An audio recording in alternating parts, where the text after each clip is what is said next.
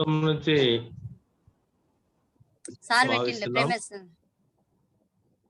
So madam గారి గురించి చెప్పాలంటే నాకు మొట్టమొదట జక్క రాఘవరావు గారు బాగా పరిచయం. వారు కృష్ణా డిస్ట్రిక్ట్ విజయవాడ జిల్లాకు అధ్యక్షులు. అంతే మాత్రమే కాకుండా సేవదల్ రాష్ట్ర కన్వీనర్ గా ఉంటూ మరి మేడం గారిని కూడా వారొక్కరే కాకుండా మేడం గారిని కూడా ఈ రకంగా సేవలో ఆధ్యాత్మికంగా పిఎస్ఎస్ మూవ్మెంట్ లో గొప్ప సాధనగా పనిచేస్తున్నటువంటి జక్క పద్మ మేడం గారికి మనస్ఫూర్తిగా స్వాగతం, సుస్వాగతం మేడం. మాకు మీ సందేశం వినాలని, గతంలో కూడా పోయిన సంవత్సరంలో కూడా మీరు ఆత్మకూరులో ఉన్నప్పుడు మాకు మీ సందేశం ఇచ్చారు. మరి కూడా ఈ రోజు కూడా పాలమూరు ఉమ్మడి జిల్లాలో మీ యొక్క సందేశం కావాలని కోరుకుంటున్నాం madam. Welcome madam, welcome welcome. Thank you very much.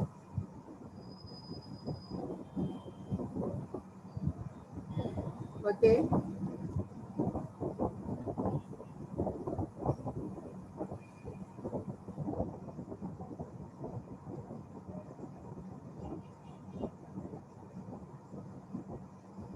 అందరికీ నమస్కారం. ముందుగా గురువర్యులు డాక్టర్ బ్రహ్మశ్రీ పితామహ పత్రిజీకి, స్వర్ణమాల పత్రి మేడం యొక్క పాదపద్మములకు ఆత్మ ప్రణామాలు అర్పిస్తూ, సకల గురుమండలికి ప్రణామాలు అర్పిస్తూ, విశ్వమాతకు అనంత కోటి కోటి ప్రణామాలు అర్పిస్తూ, జూబ్లో ఉన్నవారికి, ప్రత్యక్షంగా పరోక్షంగా ఉన్న వారందరికీ కూడా నా ధ్యాన సమాంజలి. ఓకే మాస్టర్స్, మరి ధ్యానంతోనే స్టార్ట్ చేయమన్నారు కాబట్టి అందరం ధ్యానంలోకి ప్రవేశిద్దాం. హాయిగా కూర్చున్నాం. ఆల్రెడీ మీరు 275 days నుంచి చేస్తున్నారు. ఎంతో అద్భుతమైన సాధన చేస్తున్నారు. ఒకే సమయంలో ఇంతమంది కూర్చుని ఒక సామూహిక ధ్యానం అనేది ఒక అత్యంత శక్తివంతమైనది. మరి ఇలా కంటిన్యూగా చేయటం వల్ల మీరందరూ కూడా ఎంతో అద్భుతంగా మీ శక్తిని పెంచుకున్నారు, ఎంతో చక్కగా. అలాగే శక్తిని, జ్ఞానాన్ని కాంతివంతంగా చేసుకుంటూ ఉన్నారు. మరి అదేగా ఈ రోజు కూడా ధ్యానంతో ప్రారంభిద్దాం. హాయిగా కూర్చుందాం, చక్కగా కళ్ళు క్రాస్ చేసుకుందాం, రెళ్లలో రేటు పెట్టుకుందాం, ప్రశాంతంగా కళ్ళు మూసుకుని మన యొక్క ఉచ్ఛ్వాస నిశ్వాసాలపై ధ్యాస ఉంచటమే ధ్యానం అనగా. శ్వాసపై ధ్యాసయ మిత్రులారా.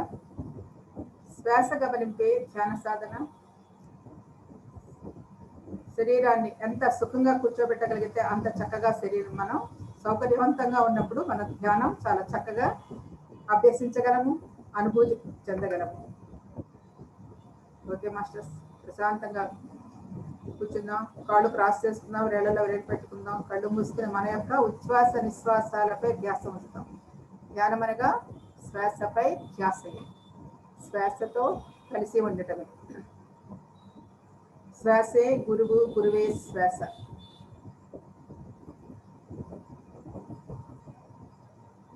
ఎంతో అద్భుతమైనది, సరళమైనది, సహజమైనది, ప్రశాంతమైనది, చక్కటి రాజయోగ మార్గము.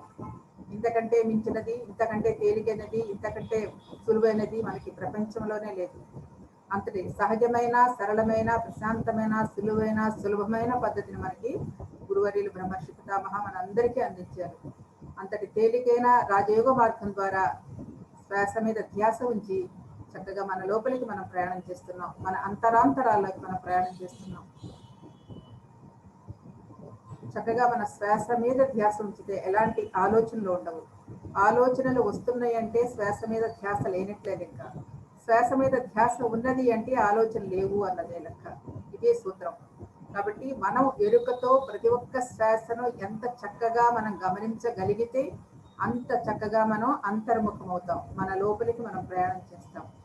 ప్రతి ఒక్క శ్వాసను ఎరుకతో ఎరుకతో ఎరుకతో గమనిస్తూ ఉండాలి. శ్వాస లోపలికి వెళుతూ ఉంది, దానితో పాటు మనం కూడా ప్రయాణం చేయాలి, దానితో పాటు మనం కూడా బయటికి రావాలి. అలా దాని మీదే ధ్యాస ఉంచి, దాని మీదే గమనించి ఉంచి సాధన చేస్తూ ఉన్నప్పుడు ఎంతో అద్భుతంగా మన లోపలికి మనం ప్రయాణం చేస్తాం మిత్రులారా. ఏ ఆలోచనలు ఉండవు. అప్పుడు ఎంత ఎరుకతో ఆ శ్వాస మీద ధ్యాస ఉంచి శ్వాసతో మనం ప్రయాణం చేస్తుంటే అది క్రమబద్ధమైన, లయబద్ధమైన, అటు ఎక్కువ తక్కువ లేకుండా ఒకే రకంగా, ఒకే యూనిఫామ్గా, ఒకే స్పీడ్లో మనం చక్కగా ఆ సాధన, ఆ శ్వాసన లోపలికి తీసుకెళ్తూ అలా బయటికి వదులుతూ ఆ క్రమబద్ధమైన లయబద్ధమైన ఆ శ్వాస స్థితిని మనం గమనిస్తూ ఉంటే ఎంతో చక్కగా మనం అనుభూతి పొందుతాము. ఆ లయబద్ధమైన శ్వాసతో మనం కూడి గమనిస్తూ గమనిస్తూ గమనిస్తూ ఉంటే కొంతసేపటికి దానంతట అదే ఒక ఆగిపోయిన స్థితి వస్తుంది. అలాంటి ఆగిపోయిన స్థితిలో ఒక శూన్య స్థితి మనకు అనుభూతి చెందుతాం. ఆ అనుభూతి స్థితిలో మనం ఎంతసేపు ఉండగలిగితే అంతసేపు దానిలోనే మన ఆ ఉనికి స్థితిలో మనం అలా ఉండగలగటమే మనం చేయవలసింది. అదే రాజయోగ మార్గం. ఆ రాజయోగ మార్గానికి వెళ్ళటానికి ఆధారమే శ్వాస మీద చేస్తారు. అందుకనే శ్వాసను ఎంతో ఎరుకతో గమనిస్తూ దానితో ప్రయాణం చేస్తూ ఉన్నప్పుడు ఏ ఆలోచనలో మనకు రావు మిత్రులారా. ఆ శ్వాసను అంత చక్కగా గమనించండి. లోపలికి వెళుతూ ఉంటుంది, బయటికి వస్తూ ఉంటుంది. ఆ క్రమబద్ధమైన లయబద్ధమైన స్థితిని గమనిస్తూ ఉండాలి చక్కగా. ఆ ఎరుక ఎంతలా ఉంటే అంతలా మనకి అనుభూతిని పొందుతాము. ఇదే శ్వాసపై ధ్యాస. పతంజలి మహర్షి చెప్పిన యోగ సూత్రం ఇదే. యోగ చిత్త వృత్తి నిరోధ అన్నారు. చిత్తములోని వృత్తులన్నీ రహితమైనప్పుడు మనసు శూన్యమవుతుంది అన్నారు. ఆ రహితం అవ్వటానికి, ఆ వృత్తులన్నీ అంటే మనలోని ఆలోచనలని రహితం అవ్వటానికి ఆధారము ఆలంబన శ్వాసయే. శ్వాస గమనింపే. శ్వాస గమనింపే. శ్వాసతో మనం ప్రయాణిస్తూ ఉండటమే ఆ ఎరుకతోనే మనకి ఆ శూన్య స్థితి ఏర్పడుతుంది. ఆ చిత్తవృత్తి నిరోధం ఏర్పడుతుంది. చిత్తవృత్తి నిరోధం ఏర్పడినప్పుడే శ్వాస ఒక శూన్య స్థితి ఏర్పడుతుంది. శ్వాస ఆగిన స్థితి ఏర్పడుతుంది. అలాంటి శూన్య స్థితిలో ఒక మహాశక్తి ఉంటుంది.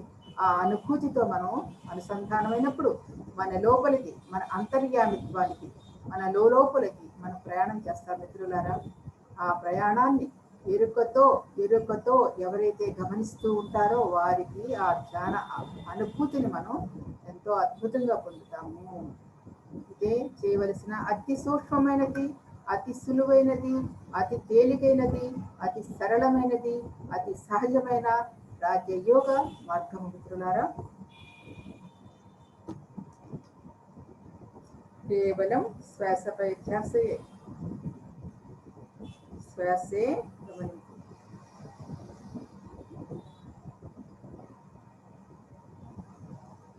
శ్వాసతో కూడి ఉండటమే మనం చేయవలసిన అతి సహజమైన సరళమైన మార్గం.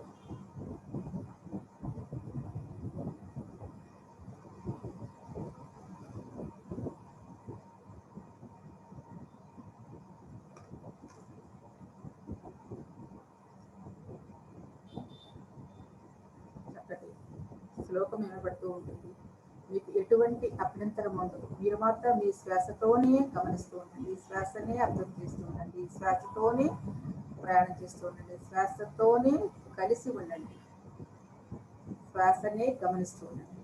ఎటువంటి అభ్యంతరాలు ఉండవు. ఎంత శ్రద్ధగా చేస్తే అంత శ్రద్ధగా ఆ అనుభూతి పొందుతాం. శ్రద్ధావాన్ లభతే జ్ఞానం అన్నారు శ్రీకృష్ణ భగవానుడు. ఎంత చక్కగా శ్రద్ధతో దాని ఎరుకుతో గమనిస్తూ ఉంటే అంత జ్ఞానం లభిస్తుంది, అంత అనుభూతి లభిస్తుంది, అంత అనుభవానికి వస్తుంది.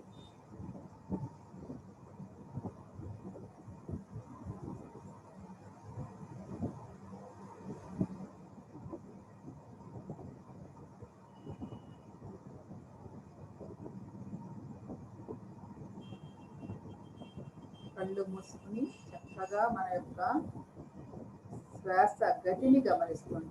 శ్వాస లయబద్ధంగా నడుస్తూ ఉంటుంది లోపలికి పైకి. దానిని మనం గమనించడమే చేయవలసింది. మిత్రులారా, ఎంత అబ్జర్వ్ చేస్తే అంత లోపలికి వెళతాం, అంత లోపలికి మనం వెళతాం.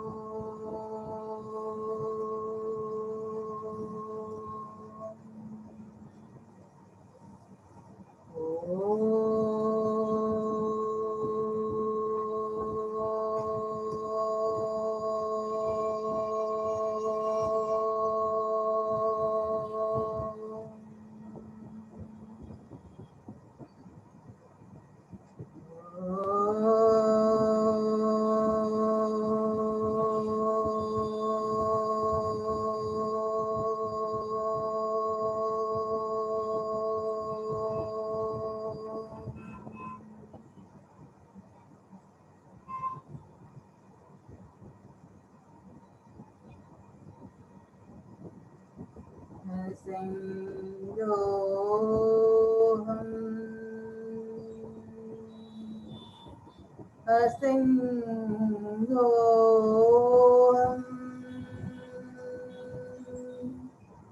असंगोऽहम् पुनः पुनः असंगोऽहम् असंगोऽहम् असंगोऽहम् पुनः पुनः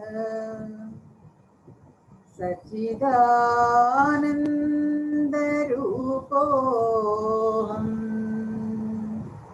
सच्चिदानन्दरूपोऽहम्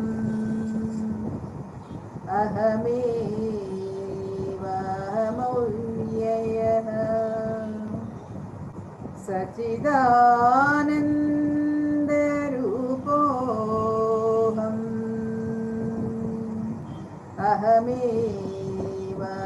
अहमेवाहमव्ययः अहमेवाहमव्ययः असंगोऽहम् असंगोऽहम् असंगोऽहम् पुनः पुनः सच्चिदानन्दरूपोऽहम्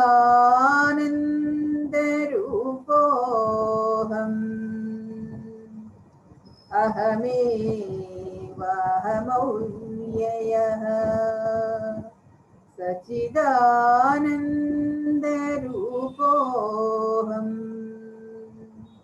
अहमेवाहमव्ययः नित्यशुद्धविमुक्तोऽहम् नित्यशुद्धविमुक्तोऽहम् निराकारो मव्ययः नित्यशुद्धविमुक्तोऽहम् निराकारो मव्ययः भूमानन्दस्वरूपोऽहम् भूमानन्दस्वरूपोऽहम् अहमेवाहमव्ययः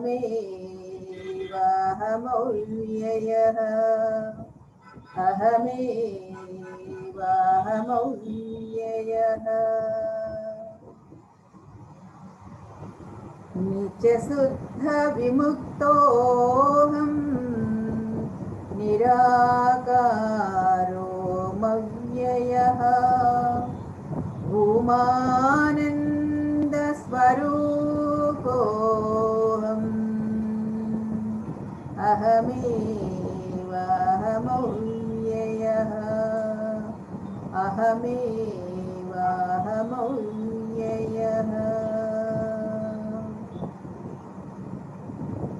नित्योऽहं निरवध्योऽहम्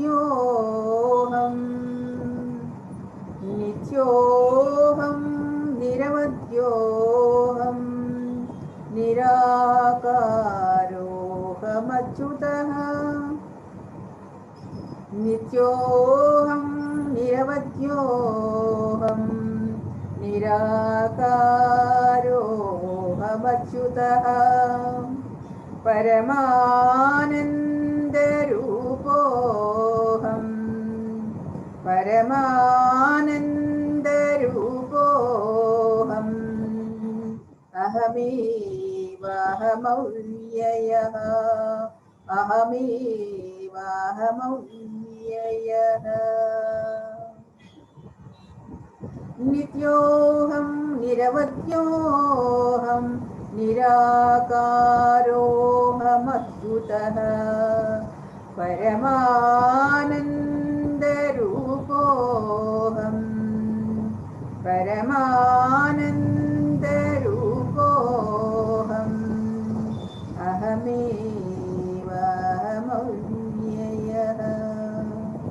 अहमेवाहमव्ययः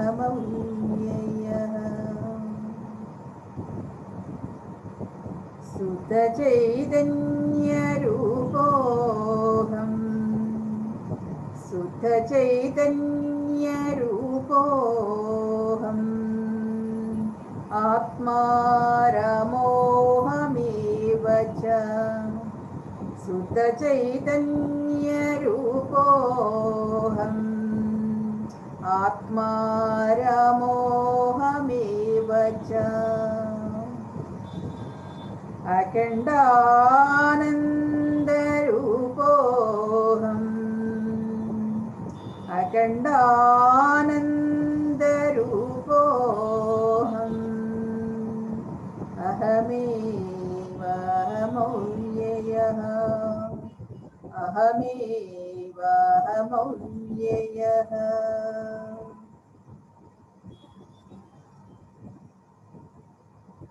प्रत्यक्षचैतन्यरूपोऽहम् प्रत्यक्षचैतन्यरूपोऽहम् शान्तोऽहं प्रकृतिः परः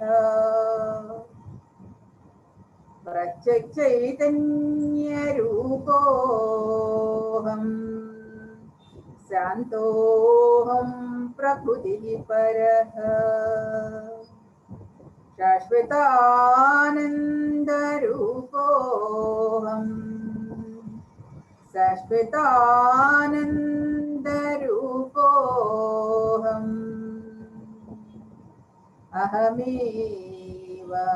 अहमेवाहमौल्ययः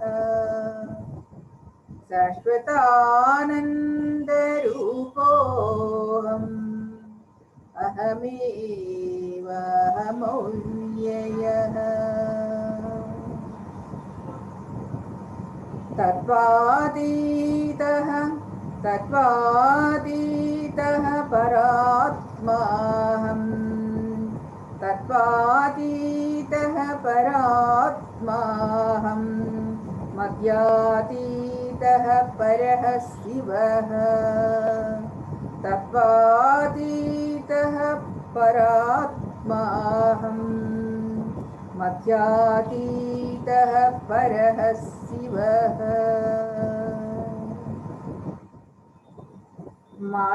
मायातीतः परं ज्योतिः मायातीतः परं ज्योतिः अहमेवाहमौल्ययः अहमेवाहमौल्ययः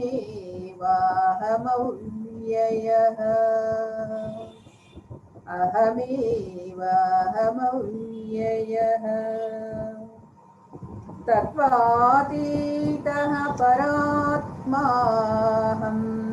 मध्यातीतः परः शिवः मायातीतः परं ज्योतिः अहमेवाहमौल्ययः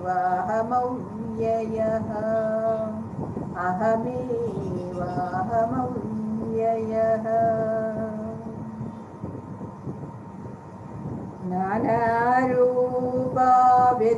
नानारूपाव्यतीतोऽहम् नानारूपाव्यतीतोऽहम् चिदाकारोऽहमच्युतः नानारूपव्यतीतोऽहम् चिदाकारोऽहमच्युतः सुखरूपस्वरूपोऽहम्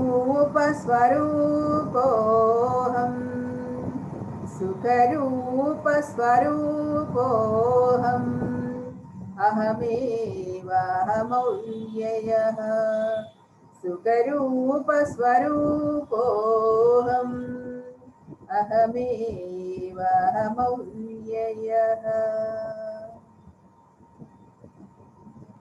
नानारूपाव्यतीतोऽहम् चिदाकारोऽहमच्युतः सुखरूपस्वरूपोऽहम् अहमेवाहमौल्ययः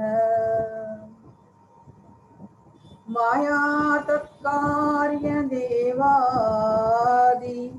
माया तत्कार्यदेवादिमम नास्त्येव सर्वदा माया तत्कार्यदेवादिमम नास्त्येव सर्वदा स्वप्रकाशैकस्वरूपोऽहम् स्वप्रकाशैकरूपोऽहम् अहमेवाहमव्ययः स्वप्रकाशैकरूपोऽहम् अहमेवाहमव्ययः अहमेवाहमव्ययः माया तत्कार्यदेवादि मम नास्त्येव सर्वदा स्वप्रकाशैकरूपोऽहम् अहमेवाहमव्ययः अहमेवाहमव्ययः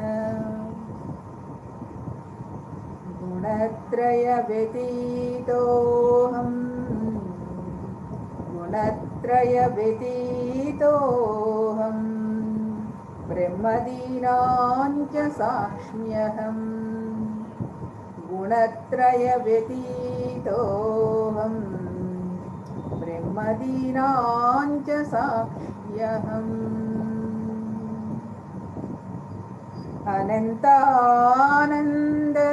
अनन्तानन्दरूपोऽहम् अनन्तानन्दरूपोऽहम् अहमेवाहमव्ययः अनन्तानन्दरूपोऽहम् अहमेवाहमव्ययः अहमेवाहमव्ययः गुणत्रयव्यतीतोऽहम् ब्रह्मदीनां च साक्ष्म्यहम् अनन्तानन्दरूपोऽहम् अहमेवाहमव्ययः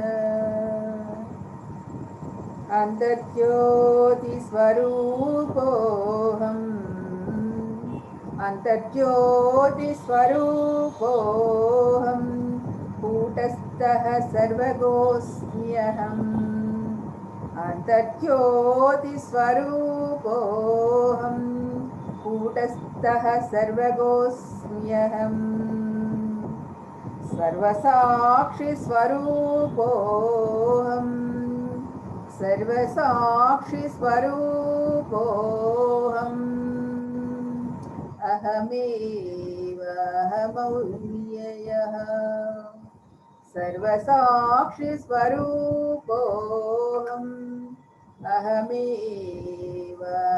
अहमेवाहमव्ययः अहमेवाहमव्ययः अन्तर्ज्योतिस्वरूपोऽहम् कूटस्थः सर्वगोऽस्म्यहम् सर्वसाक्षिस्वरूपोऽहम् अहमेवाहमव्ययः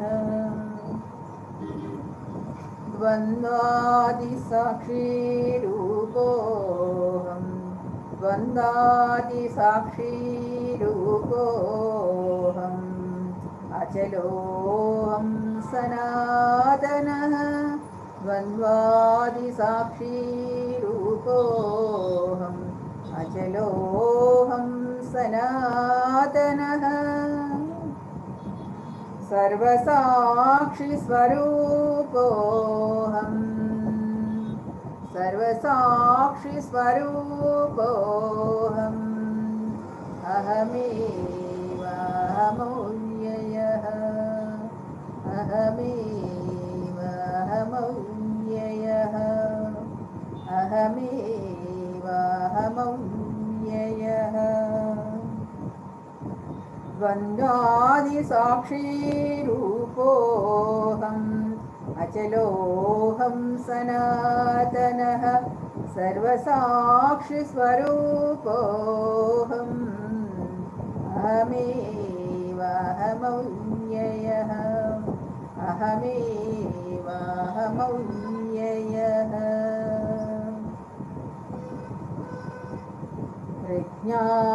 प्रज्ञानघनयेव च विज्ञानघनयेव च प्रज्ञानघनयेव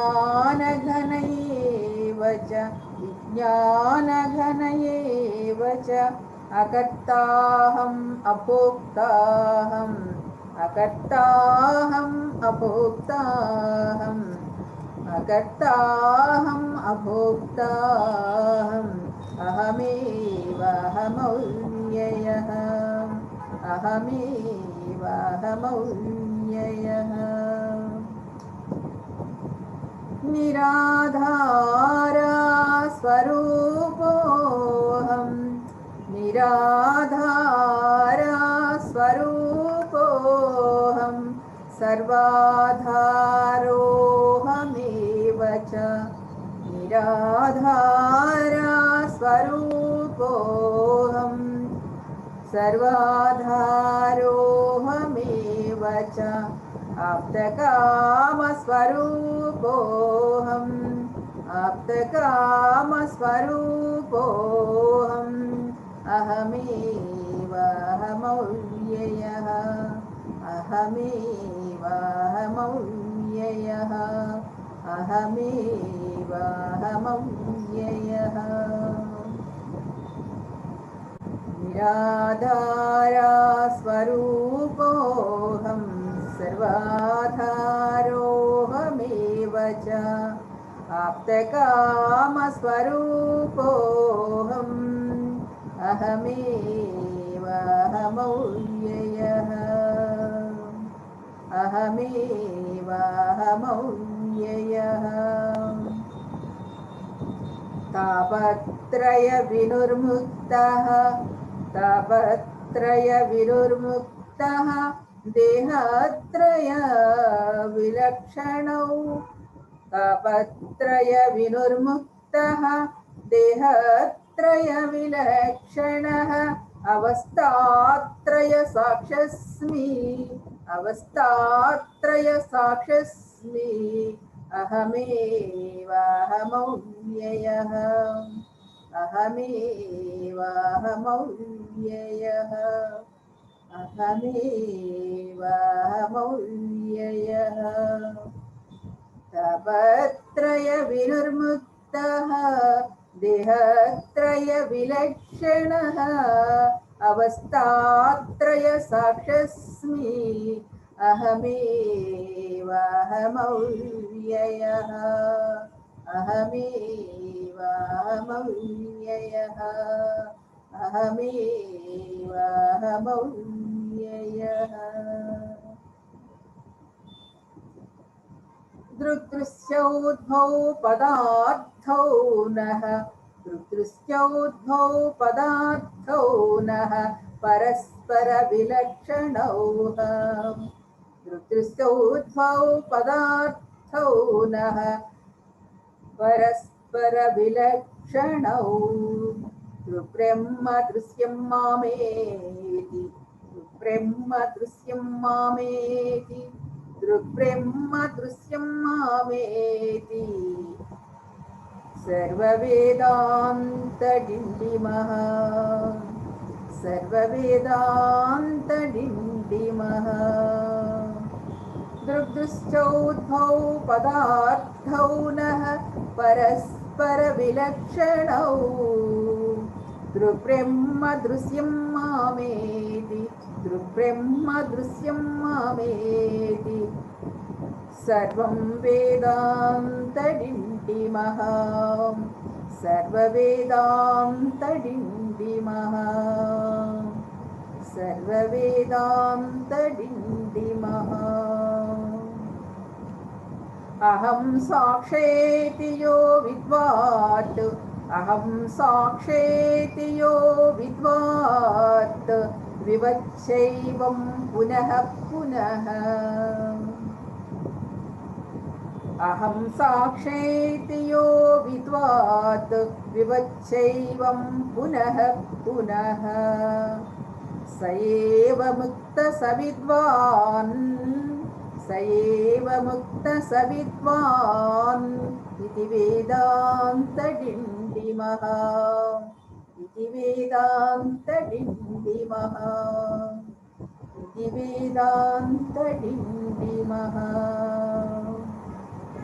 अहं साक्षेतु यो विद्वात् विवच्चैवं पुनः पुनः स एव मुक्तः स विद्वान् इति वेदान्तडिण्डिमः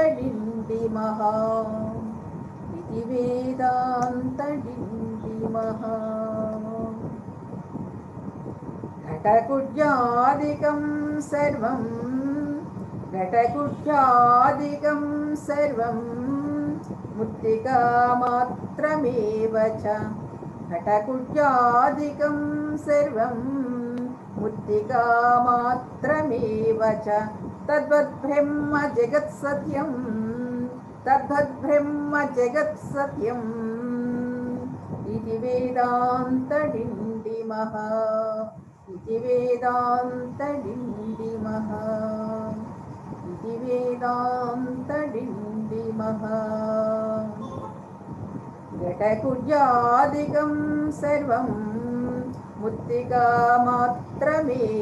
च तद्वद्ब्रह्म जगत्सत्यं तद्वद्ब्रह्म जगत्सत्यम् इति वेदान्तडिण्डिमः इति वेदान्तडिण्डिमः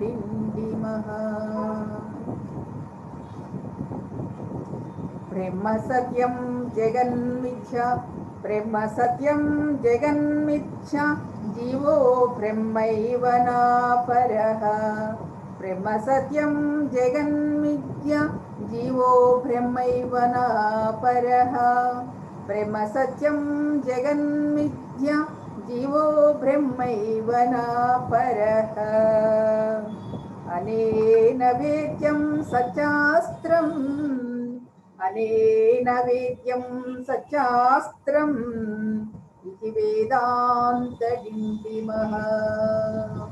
अनेन वेद्य सच्चास्त्रम् इति वेदान्तडिण्डिमः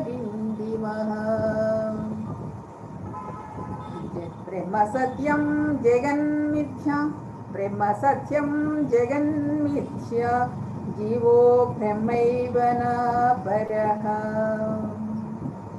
अनेन वेद्य सच्चास्त्रम् अनेन वेद्यं सच्चास्त्रम् इति वेदान्तडिण्डिमः इति वेदान्तडिण्डिमः इति वेदान्तडिण्डिमः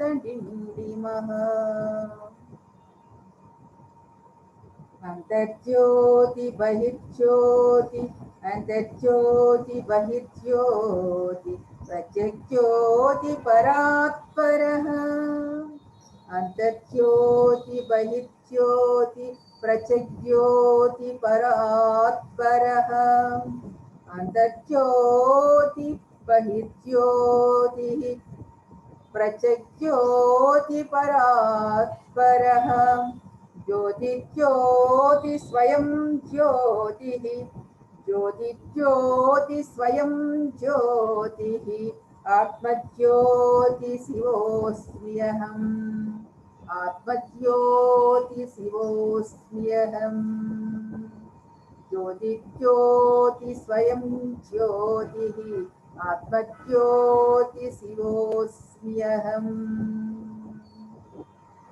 अन्तर्ज्योति बहिर्ज्योतिः प्रत्यग्ज्योतिः परात्परः अन्तर्ज्योति बहिर्ज्योतिः प्रत्यग्ज्योति परात्परः ज्योतिज्योति स्वयं ज्योतिः ज्योतिज्योति स्वयं ज्योतिः आत्मज्योति शिवोऽस्म्यहम् आत्मज्योति शिवोऽस्म्यहम् ज्योतिज्योति स्वयं ज्योतिः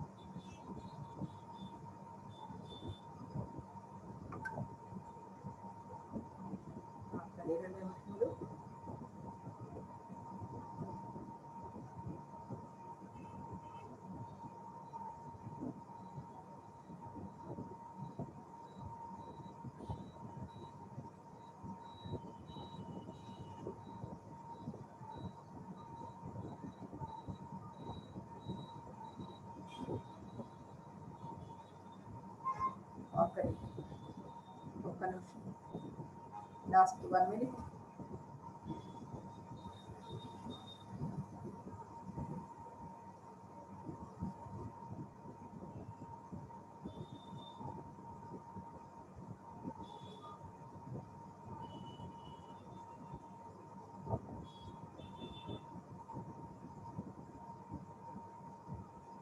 Last 10 seconds.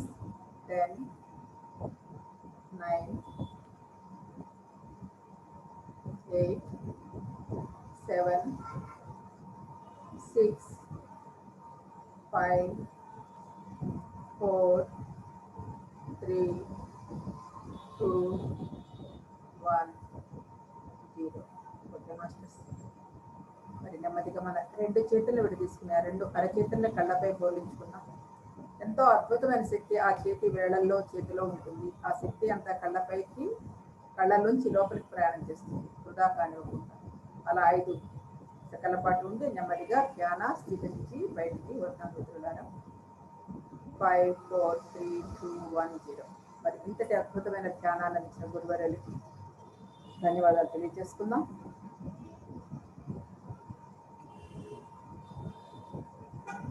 ఓకే మాస్టర్స్,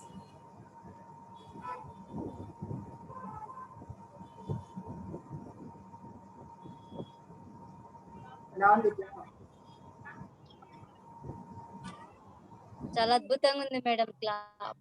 అట్లా ఎనర్జీ అసలు కళ్ళు మూసుకోబోతున్నాయి. చాలా అద్భుతంగా ఉంది ధ్యానం. నేను ఇంకా అప్పుడప్పుడు కళ్ళు తెరిచిన షాప్ కోసం, కానీ అసలు లేవబుద్ధి అసలు అయ్యలేదు అసలు నాకైతే.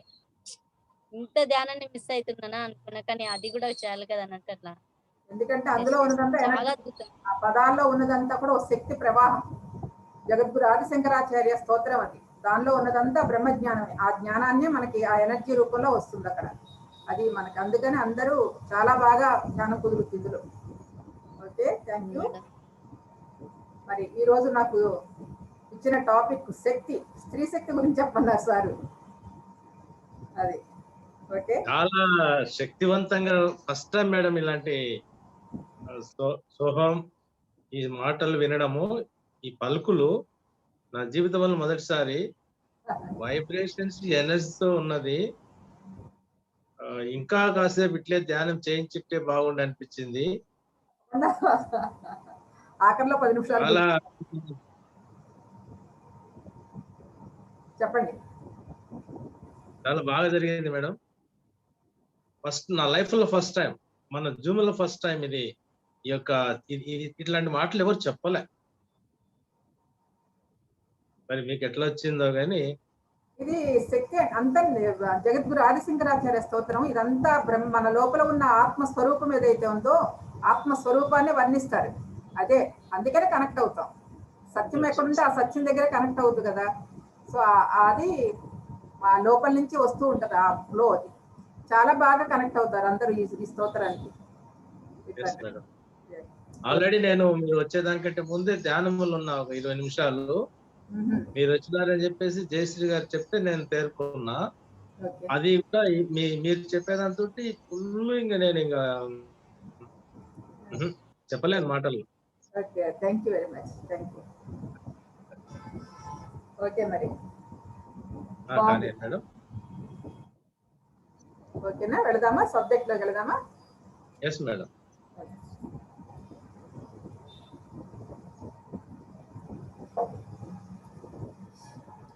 సో స్త్రీ శక్తి గురించి చెప్పన్నారు కాబట్టి ఇంక చెప్పాల్సింది ఏమంటే, స్త్రీ శక్తి అంటే అందరికీ బాగా అర్థమయ్యే ఉంటుంది, కానీ మనకు పలుకులు చెప్పుకోవాలి కాబట్టి సబ్జెక్ట్ ఏదో ఒకటి. అది భారతదేశం అనే కాదు, ఏ దేశం వెళ్ళినా స్త్రీకి ఒక ప్రముఖ ఒక మహోన్నతమైన మహోత్కృష్టమైన ఒక పదవి ఉంది. అంటే ఆ ఉన్నతమైన స్థితి ఉంది అనమాట ఏ దేశం వెళ్ళినా. అందులో భారతదేశంలో స్త్రీమూర్తికి మరింతగా ఆ యొక్క శక్తి మహోత్కృష్టమైనది మన భారతదేశంలో ఇచ్చేది. సో అంత గొప్ప ఆధ్యాత్మిక చింతన కలది స్త్రీమూర్తి. ఆ ఆధ్యాత్మిక తత్వాన్ని ఎప్పుడైతే మనం అవకాశం పట్టుకుంటా, ఆ స్త్రీ యొక్క గుణము, ఆ స్త్రీ యొక్క తత్వము, స్త్రీ యొక్క క్వాలిటీస్ అన్ని కూడా చక్కగా ప్రస్ఫుటిస్తూ ఉంటాయి. సో ఒక ఆ స్త్రీ ఒక తల్లిగా, ఒక బిడ్డగా, ఒక భార్యగా ఎన్నో పాత్రలు పోషిస్తూ ఉంటుంది. ఎన్ని పాత్రలు పోషించినా పోషిస్తున్న తన పాత్రను సమర్థవంతంగా చేయగల ఆ శక్తి సామర్థ్యత ఆ స్త్రీమూర్తికే ఉంటుంది.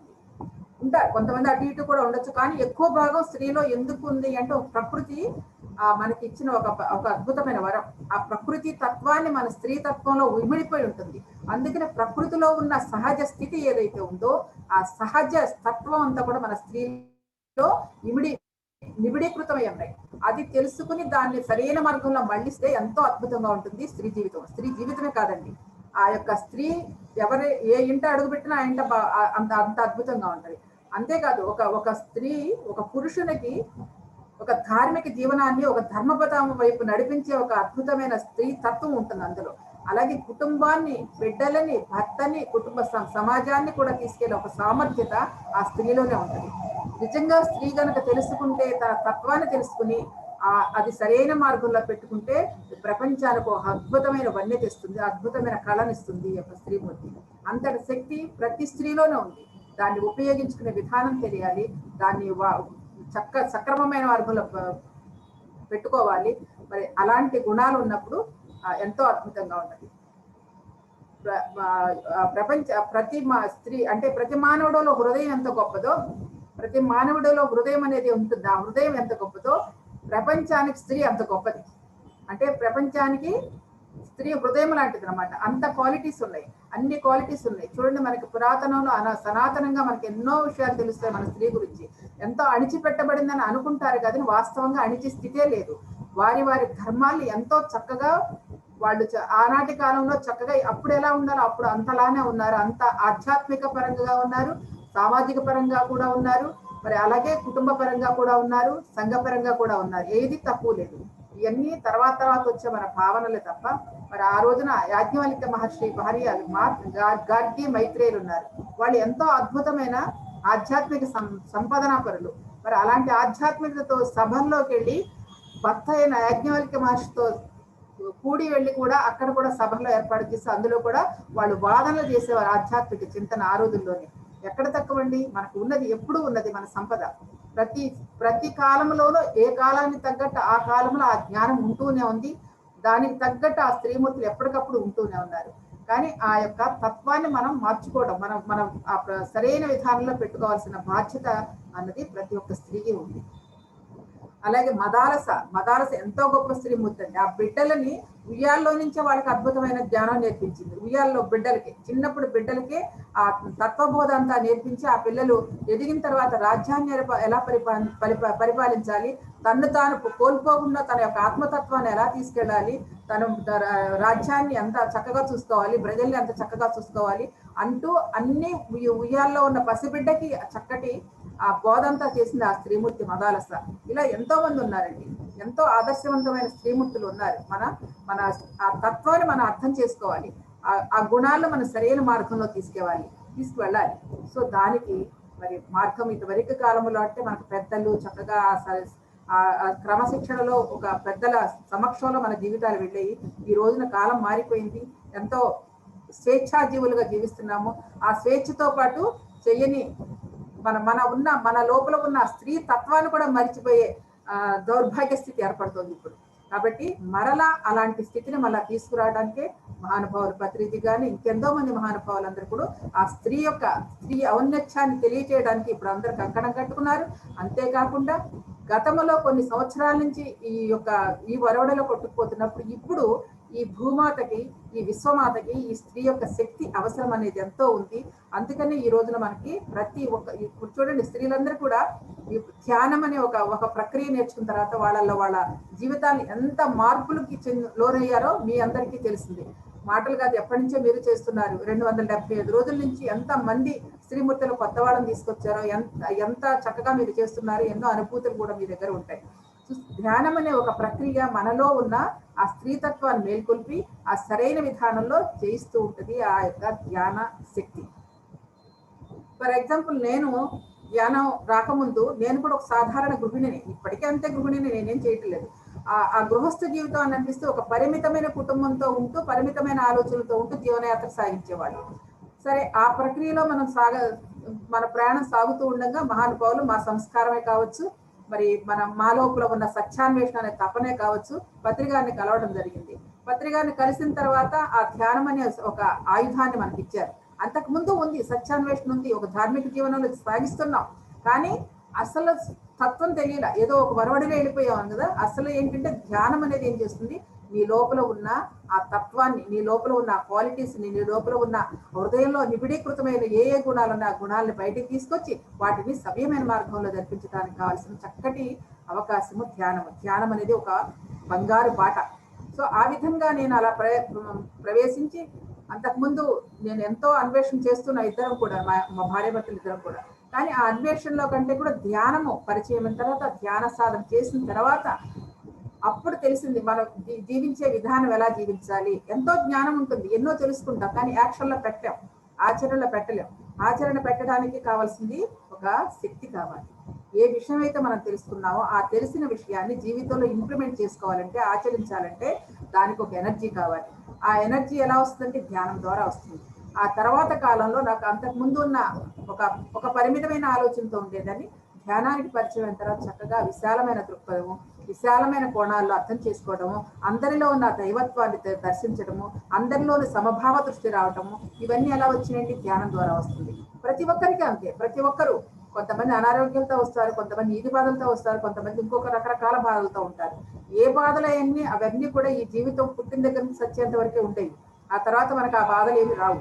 సో ఎందుకంటే మనం పుట్టడం ఎంతో, చనిపోవడం కూడా అంతే సార్. జననం మరణం మధ్య జరిగే ఒక నాటకం ఇది.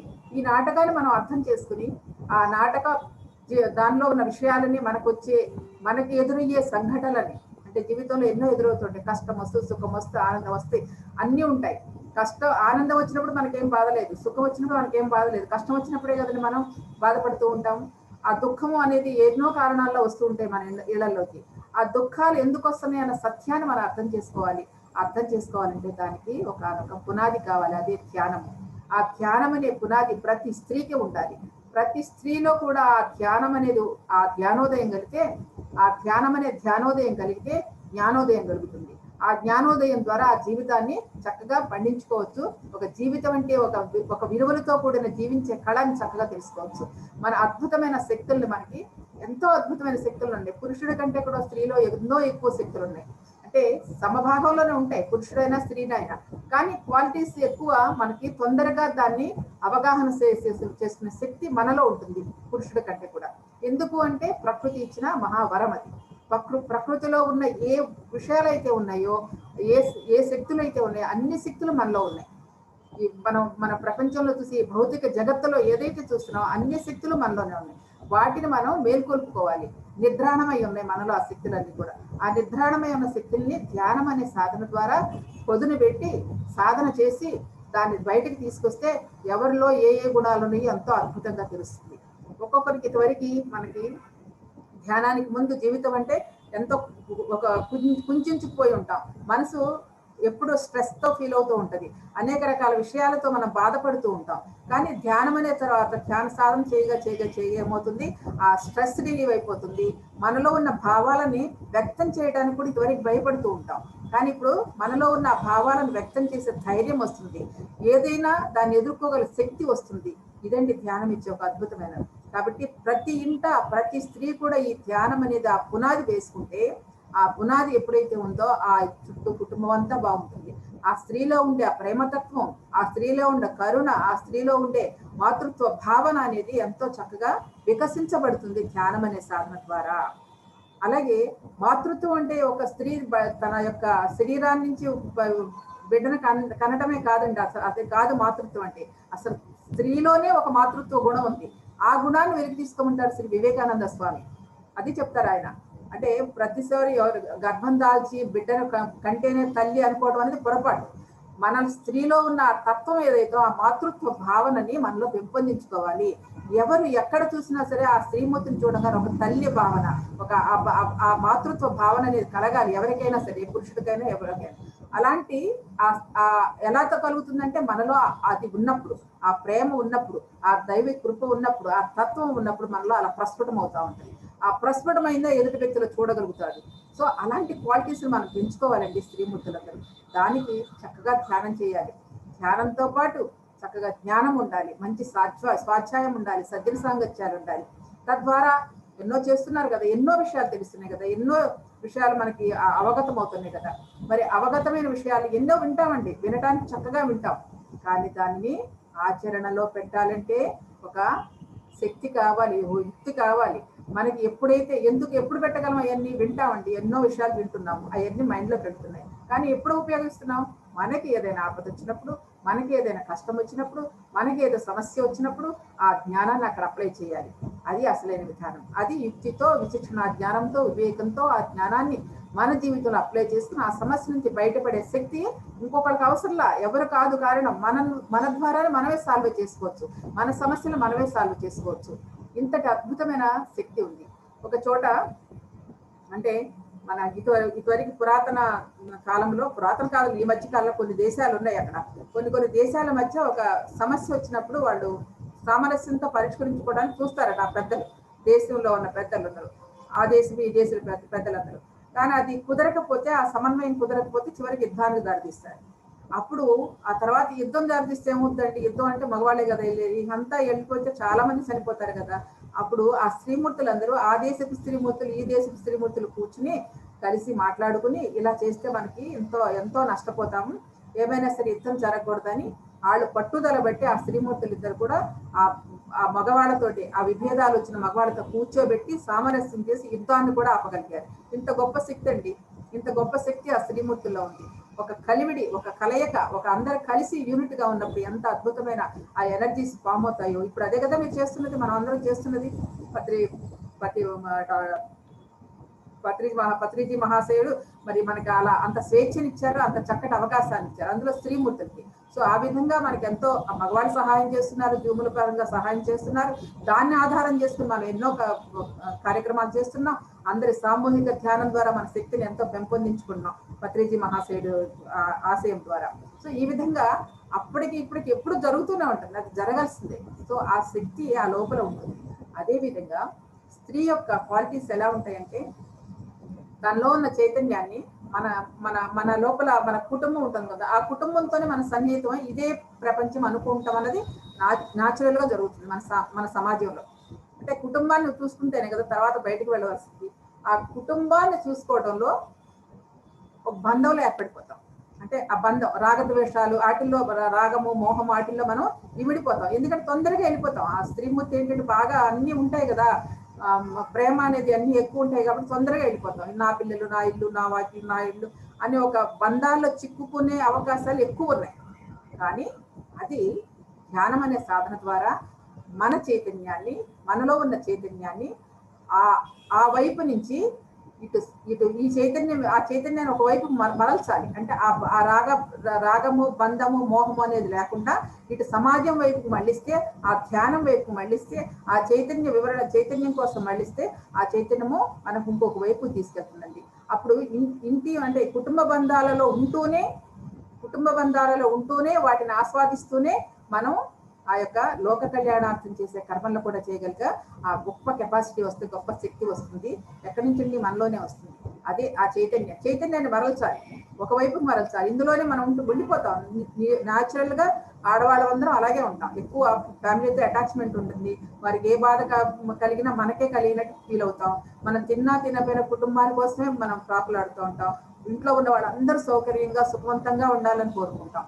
ఇదే విధానాన్ని ఈ కుటుంబంలో ఉంచుతూనే ఆ యొక్క ప్రేమని, ఆ యొక్క మోహాన్ని, ఆ యొక్క బంధాన్ని నెమ్మదిగా ఆ చైతన్యం ద్వారా మనం ఇటువైపు మరలిస్తే, ఆ అంటే భౌతిక ఆధ్యాత్మికత వైపు మరలిస్తే, ఆధ్యాత్మిక చింతనలో మనకి ప్రయాణం చేస్తూ ఉంటే ఇంకా అద్భుతమైన పటిష్టమైన ఆ శక్తి బాగా పెరుగుతుంది. ఇంకా మన శక్తి ఒక కుటుంబమే కాదండి, ఎట్లయితే మనం కుటుంబం కోసమే మనం ప్రాకులాడుతున్నామో అదే విధంగా అదే ప్రేమతత్వం, అదే క్వాలిటీస్, అదే తరంగాలు విశ్వంలోకి ప్రయాణిస్తాయి. ఆ చైతన్యాన్ని ఆ విశ్వం వైపు మరలిస్తుంటే ఎంతో అద్భుతమైన ఆ చైతన్య తరంగాలు విశ్వమంతా ప్రకాశిస్తూ ఉంటాయి, విశ్వమంతా తరంగాలు వ్యాపిస్తూ ఉంటాయి.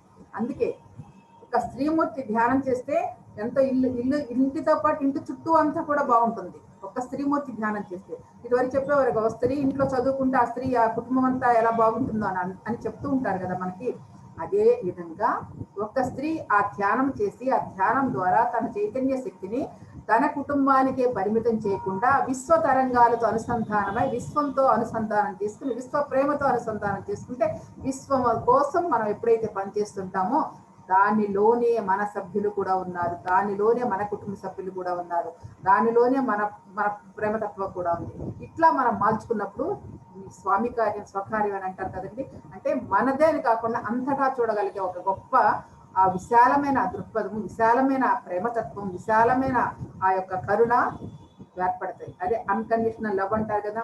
కండిషనల్ అంటే మన ప్రేమ అనేది, అసలు ప్రేమ అంటే ఏంటంటే ఫలితం కోరుకునేది ప్రేమ అని మనం ఎప్పుడు అనుకుంటాం. మన బిడ్డలకు అంటాము, కానీ తర్వాత మన చివరి వయసులో మనం చూడాలి అనుకోవటం మనకున్న సాంప్రదాయమే కదా.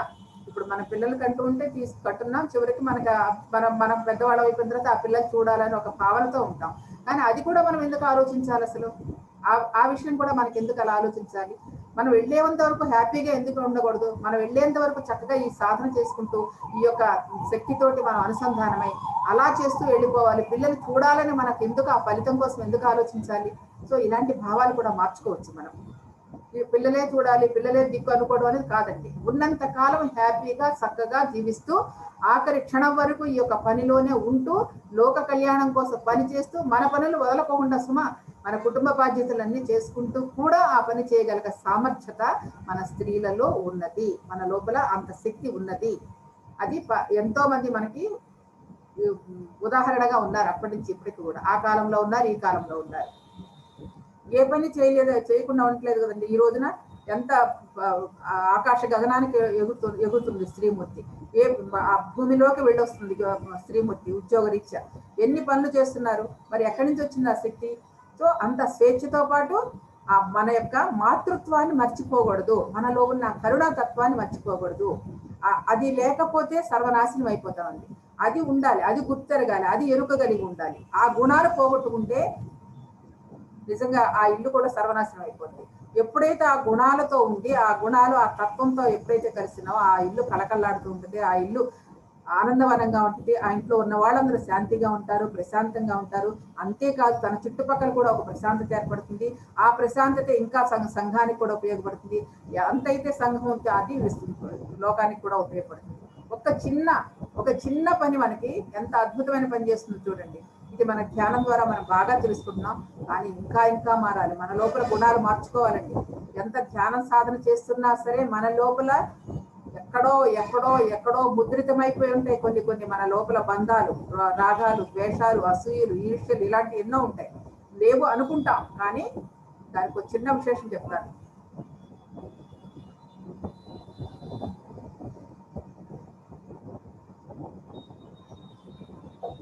ఒకనొక మహానుభావుడు ఉన్నాడు, దాదా గవంద్ అని. అంటే మనలో ఎలా క్వాలిటీ, మన లోపల ఎలాగా ఆ ఆలోచన లోపల ఉండి మనకు తెలియకుండా ఎలా ముద్రితమైపోయి ఉంటాయో అన్న దాని గురించి చెప్తున్నాను. ఒకనొక ఆయన దాదా గవంద్ అని మంచి ఇప్పటికి కూడా ఉన్నారు ఆయన, ఈ మధ్య కాలంలో. ఆయన పెద్ద కుటుంబీకుడు, మా జమీందారీ కుటుంబీకుడు, అంటే రాజులు ఇదనమాట ఫ్యామిలీ. ఆయనకి జీవితం గురించి ఇంకేం ఆలోచించాలి. ఆయనకి ఏంటంటే చిన్నప్పటి నుంచే పెళ్లి మీద వ్యామోహం లేదు, భౌతిక జీవితం మీద వ్యామోహం లేదు. ఆయనకు అంతరంగంగా వెళ్ళిపోవాలని ఒక కోరిక ఉంటుంది చిన్ననాటి నుంచి కూడా. సో అది అనుకోని విధంగా ఆయనకి ఆయనకి ఒక యుక్త వయసు వచ్చే సమయానికి తండ్రి చనిపోతే కుటుంబ పరువు బాధ్యత అంతా కూడా ఆయన మీద పడుతుంది. సరే, కుటుంబ బాధ్యతను తీసుకుంటాడు. అందరినీ, చాలా మంది పిల్లలు ఉంటారు ఆయనకి. ఆఖరి తమ్ముడు వరకు వివాహం చేసి అంతా చేసిన తర్వాత, తన బాధ్యతలన్నీ తీరిన తర్వాత, ఇంకా తన లోపల ఉన్నది కదండి అంతరంగం. ఏంటంటే ఆ అంతరంగం ఏంటి? ఇవన్నీ వదిలేసి ఎక్కడికో వెళ్ళిపోయి సాధన చేసుకోవాలి. ఆధ్యాత్మిక జీవితాన్ని నేను లోతుల్లోకి చూడాలని ఆయన తపన చిన్ననాటి నుంచి. సో ఇది ఈ ప్రాపంచక బంధాలు ఉండటం వల్ల తల్లి కోసం ఉండి అన్ని చేసుకుని ఆఖరికి తమ్ముడు పెళ్లి చేసి చివరికి ఆఖరి రోజున అంతా పనులు అయిపోయిన తర్వాత తల్లికి చెప్పేసి ఏ రూపాయి పైసా లేకుండా ఒక కట్టుబట్టతోటి తీసుకుని వెళ్ళిపోతాడండి అమ్మకి చెప్పేసి. ఆయన వెళ్ళిపోయి ఎటు వెళ్తున్నాడో గమ్యం తెలియదు, దారి తెలియదు, ఏమంటున్నాడు. అలా వెళుతూ ఉంటే అది ఏది ఎదురుగుండా వస్తే అలాగా ఆయన ఆ బస్సులు ఎక్కి ఆ ప్రయాణాలు చేస్తూ ఎక్కడికో ఒక చోటకి వెళ్తారు, ఒకనొక ప్లేస్కి. అది ఒక ఒక ఆశ్రమం అంటే ఒక కొండ పైన ఉంటుంది అనమాట. అది ఆశ్రమానికి దారి చేస్తే ఆయన వెళ్ళాలని కూడా తెలియదు. అంటే చూడండి, అక్కడ ఆయన సంకల్పం అలా ఉంది. ఆ సంకల్పానికి అనుగుణంగా తనకు సంబంధించిన మాస్టర్స్ వారికి ఏ బస్సు ఎక్కాలి, ఎక్కడికి వెళ్ళాలని దారి చూపిస్తూ ఉంటారు. అలాగే వెళ్ళిపోతూ ఉంటాడు ఆయన. వెళ్ళిపోయిన తర్వాత మొత్తానికి ఒక మఠానికి చేరతారు. అక్కడ ఉండటానికి కూడా పెద్దగా మాకు ఇక్కడ అవకాశం లేదు, తను ఒంటరిగా ధ్యానం చేయాలని అడుగుతాడు. ఇక్కడ లేదు, కొంత కొండ పైకి కొంత దూరం పైకి వెళితే ఆ కొండ దగ్గరికి వెళితే అక్కడ ఒక చిన్న గది ఉంది. అంతా కలిపి 6 అడుగులు గది, 6 అడుగులు పడుకోవడానికి కూడా సరిపోదు. అలాంటి గది ఉంది, అది పాడుబడిపోయింది, కావాలంటే అక్కడ పెళ్లి చేసుకొని చెప్తారు వాళ్ళ అధిపతులు. ఆయన కోరిక మరి అది కదా, సరే ఆయన వెళ్ళిపోయి ఎప్పుడో భోజనానికి ఎప్పుడన్నా వస్తాడు, రోజు మొత్తం మీద ఒకసారి వస్తాడో లేకపోతే రాకపోతే రాకపోవచ్చు. అలాగే సాధన చేయటం మొదలుపెట్టాడు. కొన్నాళ్ళు సాధన చేసిన తర్వాత ఆయనలో ఉన్న ఆ భావాలు ఏదైతే తనకి పెళ్లి మీద వ్యామోహం లేదు, భౌతిక విషయాల మీద వ్యామోహం లేదు, ఏ విషయాల మీద వ్యామోహం లేదు, అయినా సరే ధ్యానంలో కూర్చున్న తర్వాత తనలో ఉన్న క్వాలిటీస్ ఏవైతే ఉన్నాయో అన్ని బయటకు వస్తున్నాయి. భయం అనేది బాగా వచ్చింది. అసలు భయం లేకుండా నిర్భయంగా బతికేవాడు నాకు భయం ఏంటి అని చెప్పేసి అనిపిస్తుంది అనమాట, అనిపించేదంట. దానికి ఉదాహరణ ఎలా వచ్చినాయి అంటే ఆయనకి చుట్టూ ఒక చిన్న గదిలోనే పాములు తన చుట్టూ వచ్చేసింది. పాములంతా చుట్టుకుపోయినాయి అనమాట. చుట్టుకుని అంతా ఇక తనను ఎక్కేస్తున్నాయి. మరి ఎక్కడ చూసినా ఆ గదిలో, ఆ చిన్ని గదిలో ఎన్ని చూసినా సర్పాలే. ఆయన అనిపించింది, ఇంక నా పని అయిపోయింది, ఇంకా నా జీవితం ఇంతటితో సమాప్తం, సరే అని చెప్పేసి ఇంకేం చేస్తానులే కానీ అయిపోతుంది కదా అని చెప్పి అప్పుడు వరకు పోరాడాడు భయంతో. లోపల ఆ భయంతో పోరాడి చివరికి చేసేది ఏమి లేదు, ఇంకా నా పని అయిపోయిందని ఎప్పుడైతే తన నిర్భయంగా భయాన్ని వదిలేశాడో ఆ క్షణంలో అన్నీ మాయమైపోయాయి. చూసారండి మనో సంకల్పాలు ఎలా ఉంటాయో. ఆ లోపల ఉన్న భయాన్ని పోగొట్టడానికి ఇలాంటి అద్భుతాలు జరుగుతాయి. సో అలాగే ఆయనకి పెళ్లి మీద వ్యామోహం లేకపోయినా సెక్స్ మీద అనేక కోరికలు వస్తూ ఉంటాయి. ఏంటి నాకు ఇలాంటి వ్యామోహమే లేదు కదా, ఎందుకు ఇలాంటివి వస్తుందంటే అంతర్గతంగా ఉన్న కోరికలు ఏవైతే ఉన్నాయో, మనలో ఎక్కడైతే ముద్రితమై ఉన్నాయో ఆ ముద్రితమైనవి కూడా బయటకు అలా వచ్చేస్తూ ఉంటాయి. అదే ధ్యానంలో జరిగే ప్రాసెస్ అంతా కూడా ఏంటంటే చక్కగా లోపల ఉన్నంత ప్రక్షాళన అయిపోవాలంటే ప్యూరిటీ, ఒక పవిత్రమైన దేవాలయంగా మారిపోతుంది ఈ దేహం అంతా కూడా. అలా మనసులో ఉన్న ఎప్పుడెప్పుడు ఏ జన్మల నుంచి ఉన్నాయన్న కూడా మనకి అనుభవాలు అనుకుంటాం. ఆ అనుభవాలన్నీ ఏంటంటే ఎక్కడి నుంచి వస్తున్నాయి, మనలో ముద్రితమై ఉన్నాయి, మనం కల్పించుకున్నాయి, మన మనసు చేసినవే, అవన్నీ కూడా అలా మనకి బయటకు వచ్చేస్తూ ఉంటాయి. సో అతనికి అలాగే వచ్చేసి ఆ తర్వాత ఎన్నో విషయాలు, అంటే నాకు తెలియకోకుండా ఇన్ని విషయాలు నా లోపలే దాగి ఉన్నాయా, వీటిని నేను ఇంతకాలం నేను మోసానా, నేను లేవు అనుకున్నాను, ఇవే ఉన్నాయి అని అతనికి రియలైజేషన్ అయింది. సో ఆ విధంగా ప్రతి ఒక్కరికి ఉంటాయండి. అదే మా జనానికి, మా ఇంటికి వస్తుండేది ఒక ఆవిడ, ధ్యానానికి వస్తుండేది. ఆవిడకి చిన్నప్పటి నుంచి అదేమి పురుగులు,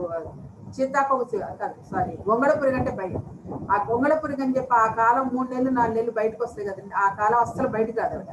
సరే ఇలాగే ధ్యానానికి ఎవరో పరిచయం చేశారు, తీసుకొచ్చారు. వచ్చింది, ధ్యానం చేసి అయిపోయింది, మొదలు పెట్టాను. ధ్యానం రోజు వచ్చేది అనమాట. ఆ తర్వాత వర్షాకాలం వచ్చింది, మొత్తానికి ధ్యానానికి భయం లేకుండా రావటం మొదలెట్టిందండి. ఒకరోజు ఆవిడ కూర్చున్నప్పుడు కూడా అంతేనండి, ఒంటి నిండా ఆ యొక్క పురుగులే పాకేస్తున్నాయి అనమాట, గొంగళ పురుగులు. అప్పుడు ఇక ఆ భయం ఆ లోపల ఉంది కదా ఆవిడకి, ఆ భయం అనేది ఆ పురుగులు ఎప్పుడైతే పాకేసి మొత్తం తన చుట్టేసిందో తర్వాత దాని నుండి ఆ భీతి నుండి, ఆ భయం నుండి బయటపడిపోయింది. ఈ రోజు ఎంతో హ్యాపీగా అనిపిస్తుంది. సో ఇలా ఉంటాయండి మనలో క్వాలిటీస్. కాబట్టి మనకు తెలియకుండానే మనలో ఎన్నో ముద్రితమైన ఆ గుణాలన్నీ ఉంటాయి. అందుకని ధ్యాన సాధన చేసేటప్పుడు మనకి ఉన్న ఇవన్నీ తెలియకుండా ఉన్నాయి, పోతూ ఉంటాయి. అంతేకాకుండా ఆ ధ్యాన శక్తిని మనం ఎంత పవిత్రంగా వాడుకోవాలంటే మనం చేసే సాధన వల్ల ఎంతో ఎనర్జీ వస్తుంది. ఆ ఎనర్జీ మనకి చాలా అద్భుతంగా పనిచేస్తుంది. కానీ అది సవ్యమైన రీతిలో ఉపయోగించుకోవాలంటే మనలో నుంచి ఆ నెగిటివ్ పదాలు రాకూడదు, అంటే అపసవ్యమైన మాటలు రాకూడదు, సరియైన మాటలు, పాజిటివ్ మాటలు రావాలి. ఎప్పుడు కూడా మంచిగా మాట్లాడాలి, మంచిగా ఉండాలి. ఎవరితో మాట్లాడుతున్నా, ఎవరితో ఏ సన్నివేశంలోనైనా కూడా అందరితో పాజిటివ్ గా మంచిగా ఉండటం అనేది తెలుసుకోవాలి. అంటే ఆ గుణాలు అలా ఒకవేళ మనకి కాదనుకుని మాట్లాడామనుకోండి, మనకి చూడండి ఇంచుమించు చెప్పాలంటే ఎలా ఉంటుందంటే, ఎదుటి వ్యక్తి మాట్లాడుతున్నప్పుడు ఆ వ్యక్తి యొక్క 99% 99% అతను మంచివాడే, 1% తనలో చెడ్డ గుణం ఉందనుకోండి, ఆ చెడ్డ గుణమే మనకు కనపడింది, మిగతా మంచి గుణాలు కనపడవు. సో ఇలా ఉంటుంది మన దృక్పథం. అది పత్రికా దగ్గర మనం నేర్చుకోవచ్చు. ఎవడెంత చేసినా, ఎవడెంత పనులు చేసినా చేయకపోయినా ఒక్క మాట కూడా అంటారు. ఆయన ఏమంటారు, ఓకే అన్నిటికీ ప్రొసీడ్, హ్యాపీగా ఉంటారు. ఆయన ఎప్పుడు పాజిటివ్ గానే మాట్లాడతారు. అది మనం నేర్చుకోవాలి, అది మనలో రావాలి. మనకి ఇది ఎంత అనుకున్నా ఉంటానే ఉంటాయండి. ఇవి మనకేంటంటే ఎదుటి వ్యక్తి రాగానే వాడిలో క్వాలిటీస్ చూసేస్తాం, వాళ్ళ గుణాలు బయటకు వచ్చేస్తే ఆ మంచి పోయిఉంటారు. అలా కాకుండా అక్కడ నేర్చుకోవాల్సిన చక్కని టెక్నిక్ ఏంటంటే, ఎదుటి వ్యక్తిలో మాట్లాడుతున్న మనిషి కూడా, ఆ మాట్లాడుతున్న వాడు కూడా వాడిలో ఉన్నదే ఆ ఈశ్వరత్వం మాట్లాడిస్తుంది. వాడిలో ఉన్న జ్ఞానం, వాడిలో ఉన్న ఏ ప్రజ్ఞ అయితే ఉందో, ఏ చైతన్యం అయితే ఉందో ఆ చైతన్యం అలా మాట్లాడిస్తుందన్న భావన మనకు కలిగితే ఇక్కడ ప్యూర్ అవుతుందండి. అక్కడ వాడు ఎలాంటి వాడు మనకు సంబంధం లేదు. వాడు మూర్ఖుడైనా, దుష్టుడైనా, దుర్మార్గుడైనా, క్రూరుడైనా మనకేం సంబంధం లేదు. నువ్వు చూసే దృక్పథం మార్చుకున్నావు అనుకోండి, మనం చూసే దృక్పథం మార్చుకున్నాం అనుకోండి, ఆ ఎదుటి వ్యక్తి యొక్క ఆ గుణం కనపడుతుంది, కానీ ఆ మనిషి లోపల ఉన్న దైవం కనపడుతుంది, ఆ మనిషి లోపల ఉన్న ఆ అంత చేతనం కనపడుతుంది, ఆ మనిషి లోపల ఉన్న చైతన్యం కనపడుతుంది. అది చూడటం మనం నేర్చుకుంటే ఎదుటి వ్యక్తి ఎవరు కూడా మనకి ఎవరు కనపడరు, చెడ్డగా కనపడరు. అదే కదా మనకి దుర్యోధనుడికి ధర్మరాజుకి తేడా ఏంటి? ధర్మరాజు ఎవరిని చూసినా మంచి, ఎక్కడ మనకి చెడ్డగా కనపడదు. కానీ దుర్యోధనుడికి ప్రతి ఒక్క వ్యక్తిలోనూ తప్పే కనపడుతుంది. ఈయన చూసే దృక్పథం ఇది, ఆయన చూసే దృక్పథం అది. సో ఇలా మనం పాజిటివ్ అప్రోచ్ లో వెళ్ళటం వల్ల మనం సంపాదించిన శక్తి మనలోనే ఉంటుంది. ఎంత ధ్యానం చేసినా ఇలాంటి విషయాల్లో మనం జాగ్రత్త పడకపోతే ఆ ధ్యానము చిల్లుకుండలో నీళ్లు పోసినట్లే అంతా వృధా అయిపోతుంది. ఇది చాలా ఎవేరుగా ఉండాలి. ప్రతి స్త్రీ కూడా మనకి ఎంతో ఓర్పు ఉంటుందండి, ఎంతో సహనం ఉంటుంది. ఇలాంటి విషయాల్లో చిన్న విషయాల్లో మనం జాగ్రత్త పడకపోతే మనం సంపాదించిన శక్తి కానీ, మనం సంపాదించిన జ్ఞానం కానీ అలా వృధా అయిపోతూనే ఉంటాయి. సో చిన్న విషయాలే మనకి ఎంతో దూరం వెళ్ళి అవసరం. మన కుటుంబంలోనే చాలా దొరుకుతుంటాయి. మన కుటుంబం మధ్యలోనే మన భార్యాభర్తలు, బిడ్డల మధ్య, అత్తమామల మధ్య మనకు ఉంటాయి అసలు సమస్యలన్నీ. ఇక్కడ మనం నేర్చుకోవడం మొదలైతే ఆ తర్వాత బయట ప్రపంచంతో పెద్ద కష్టం ఉండదండి. ఇప్పుడు ప్రతి వారికి ఇన్నర్ సర్కిలే ఉంటది. ఇన్నర్ సర్కిల్ని జయించాలంటే నీ ఇన్నర్ సర్కిల్ని జయించాలి. నీ ఇన్నర్ సర్కిల్ ఏమిటి?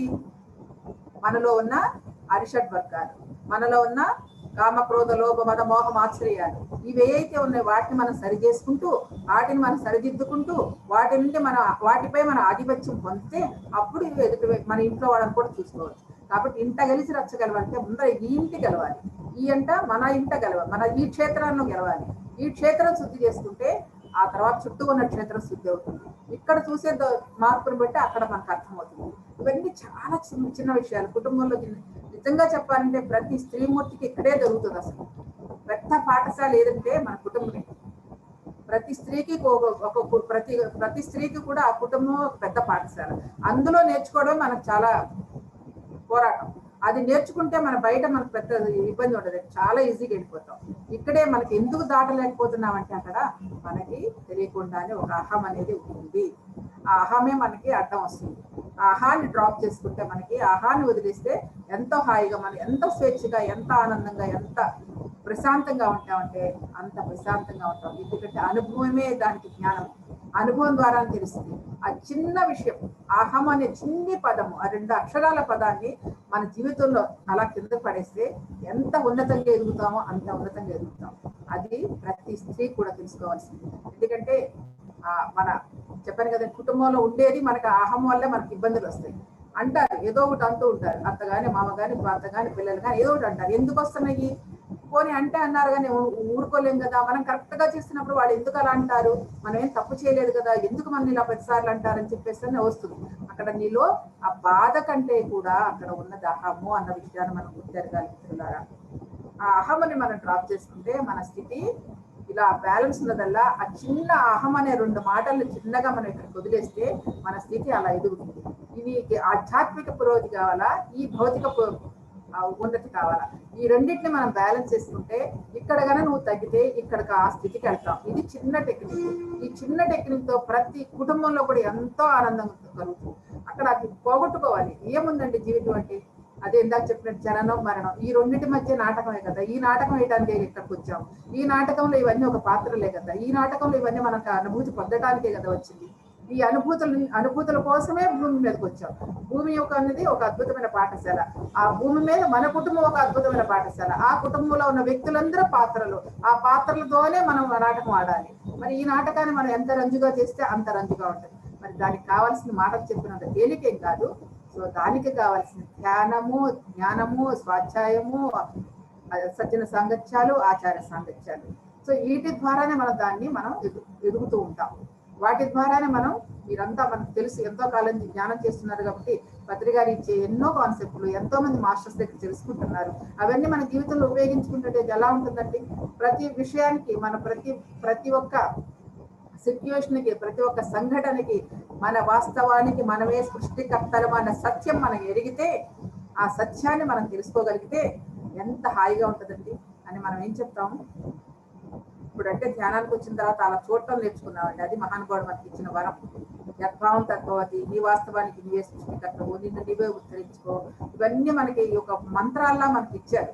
చూడటానికి చిన్న చిన్న పదాలే, కానీ ఒక మంత్రాలు. ఇప్పుడు మనకి మహానుభావులు సనాతన సాంప్రదాయాలు మంత్రాలు ఇచ్చి సాధన చేసుకోమంటారు. ఆ సాధన వల్ల ఏమొస్తుందో తెలియదు కానీ, అక్షరాక్షలు జపం చేస్తే ఏమొస్తుందో తెలియదు కానీ, ఈ మంత్రాలు మనం సాధన చేసుకుంటే నిజ జీవితంలో ఎంతో హాయిగా ఉంటాయి, ఎంతో ఉన్నతి ఎదుగుతాం. నీ వాస్తవానికి నీవే సృష్టికర్తవు అన్న విషయము మనకి ఎంత క్లారిటీ ఇచ్చాడు సేత్ మహానుభావుడు ఇచ్చింది. మరి ఆ సేత్ మహానుభావుడు ఇచ్చింది ఆ యొక్క సూత్రం. అంటే నీ వాస్తవం అంటే నువ్వు ఏదైతే ఆలోచిస్తావో అదే నీ జీవితంలోకి వస్తుంది అన్న సత్యం మనకు అర్థమైనప్పుడు ఇంకొక వ్యక్తి ఎలా కారణమవుతాడు? మన ఇంట్లో మనకు భార్యతో భర్తకు పడకపోవడం, పిల్లలతో మనకు పడకపోవడం కానీ, అత్తమామలతో పడకపోవడం కానీ, అలాంటి సిచ్యువేషన్ రావడం కానీ, లేకపోతే సంఘంలో ఏదైనా ఇబ్బందులు కలగడం కానీ, లేకపోతే అన్ని కుటుంబం అంతా బాగున్నా కానీ ఏదో ఆర్థిక ఇబ్బందో, లేకపోతే అనారోగ్య ఇబ్బందో ఏదో ఒకటి కలగదు. ఎందుకు వస్తున్నాయి అంటే ఇవన్నీ మన యొక్క కర్మలే. Action to reaction. వాళ్ళు గోడకేసి కొడితే తిరిగి ఎంత చక్కగా వస్తుందో అదే విధంగా మనం చేసే ఆలోచన, మనం చేసే పని ద్వారానే ఆ చర్యకు ప్రతిచర్య అనేది ఉంటుందన్న సత్యం మనకి ఎరిగితే ఆ కష్టాల నుంచి, ఆ భావాల నుంచి మనం బయటికి రావచ్చు.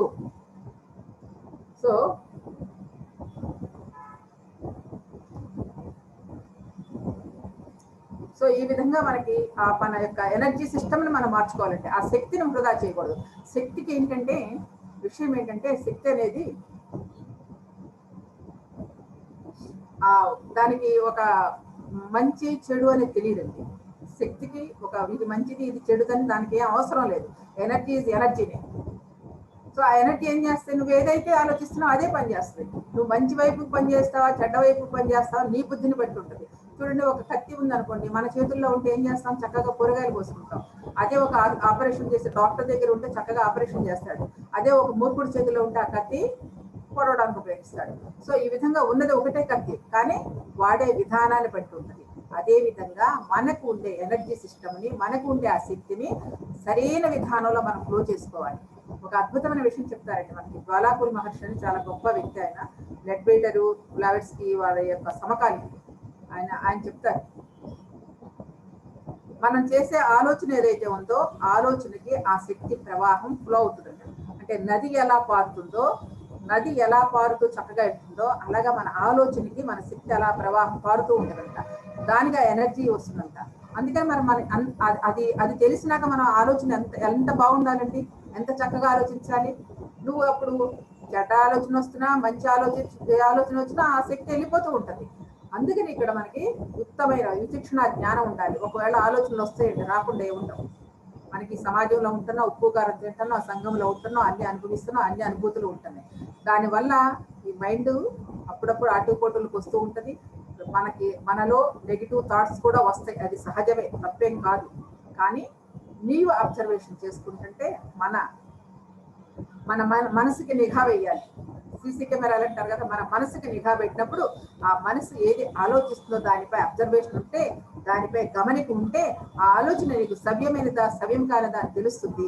సవ్యమైనదా సవ్యం కానిదా అని తెలుసుకోవడానికి కూడా చాలా చిత్రాలు ఉంటాయి.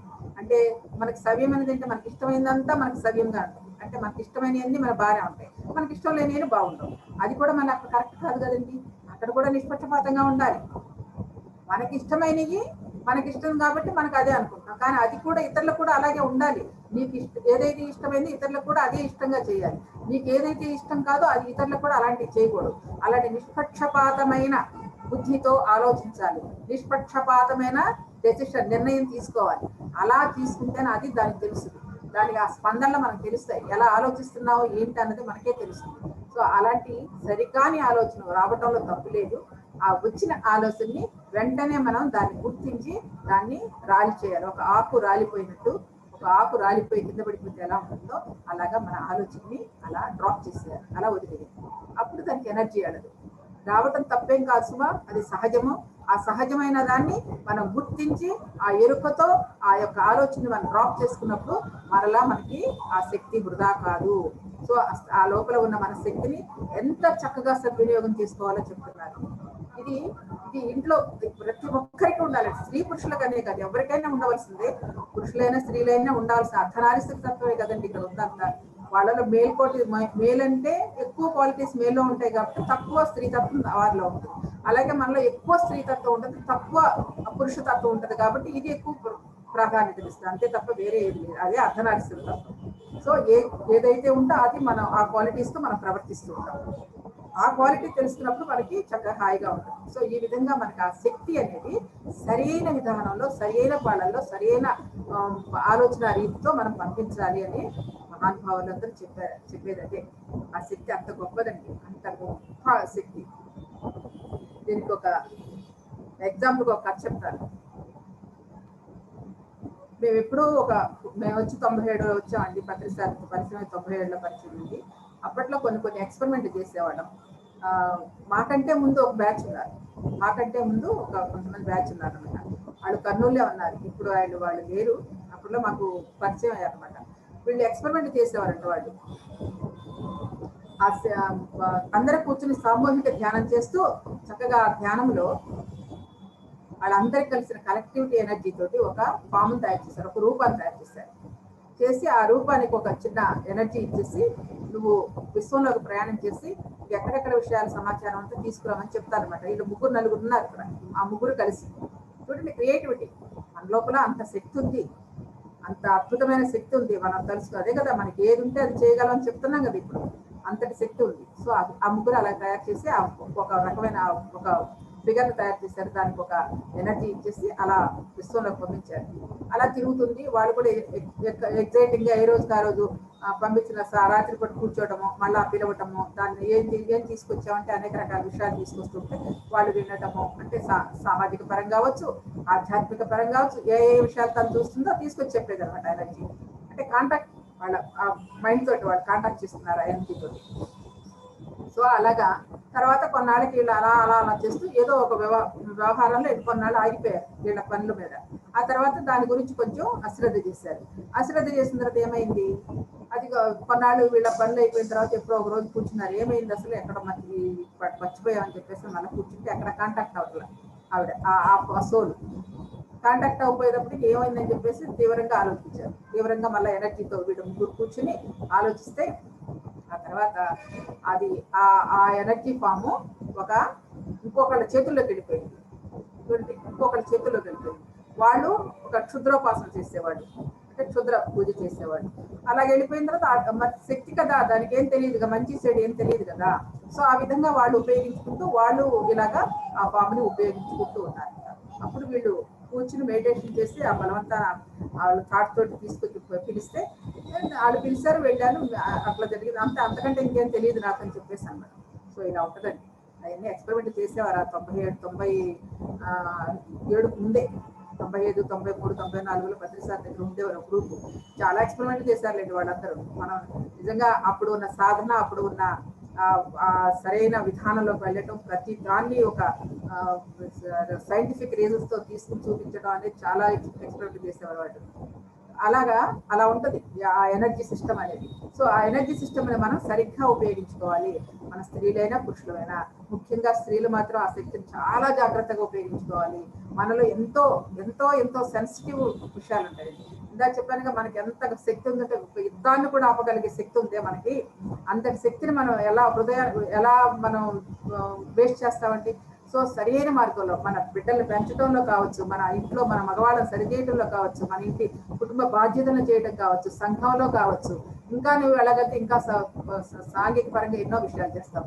అసలు ఇంటిని నువ్వు సరిదిద్దుకోవాల్సినప్పుడు నీ ఒక స్త్రీమూర్తి ఒక బిడ్డను పెంచుతుందంటే ఆ స్త్రీ యొక్క జ్ఞానము, ఆ స్త్రీ యొక్క శక్తి, ఆ స్త్రీ యొక్క ప్రకాశము ఆ బిడ్డ బయటకు వస్తుంది.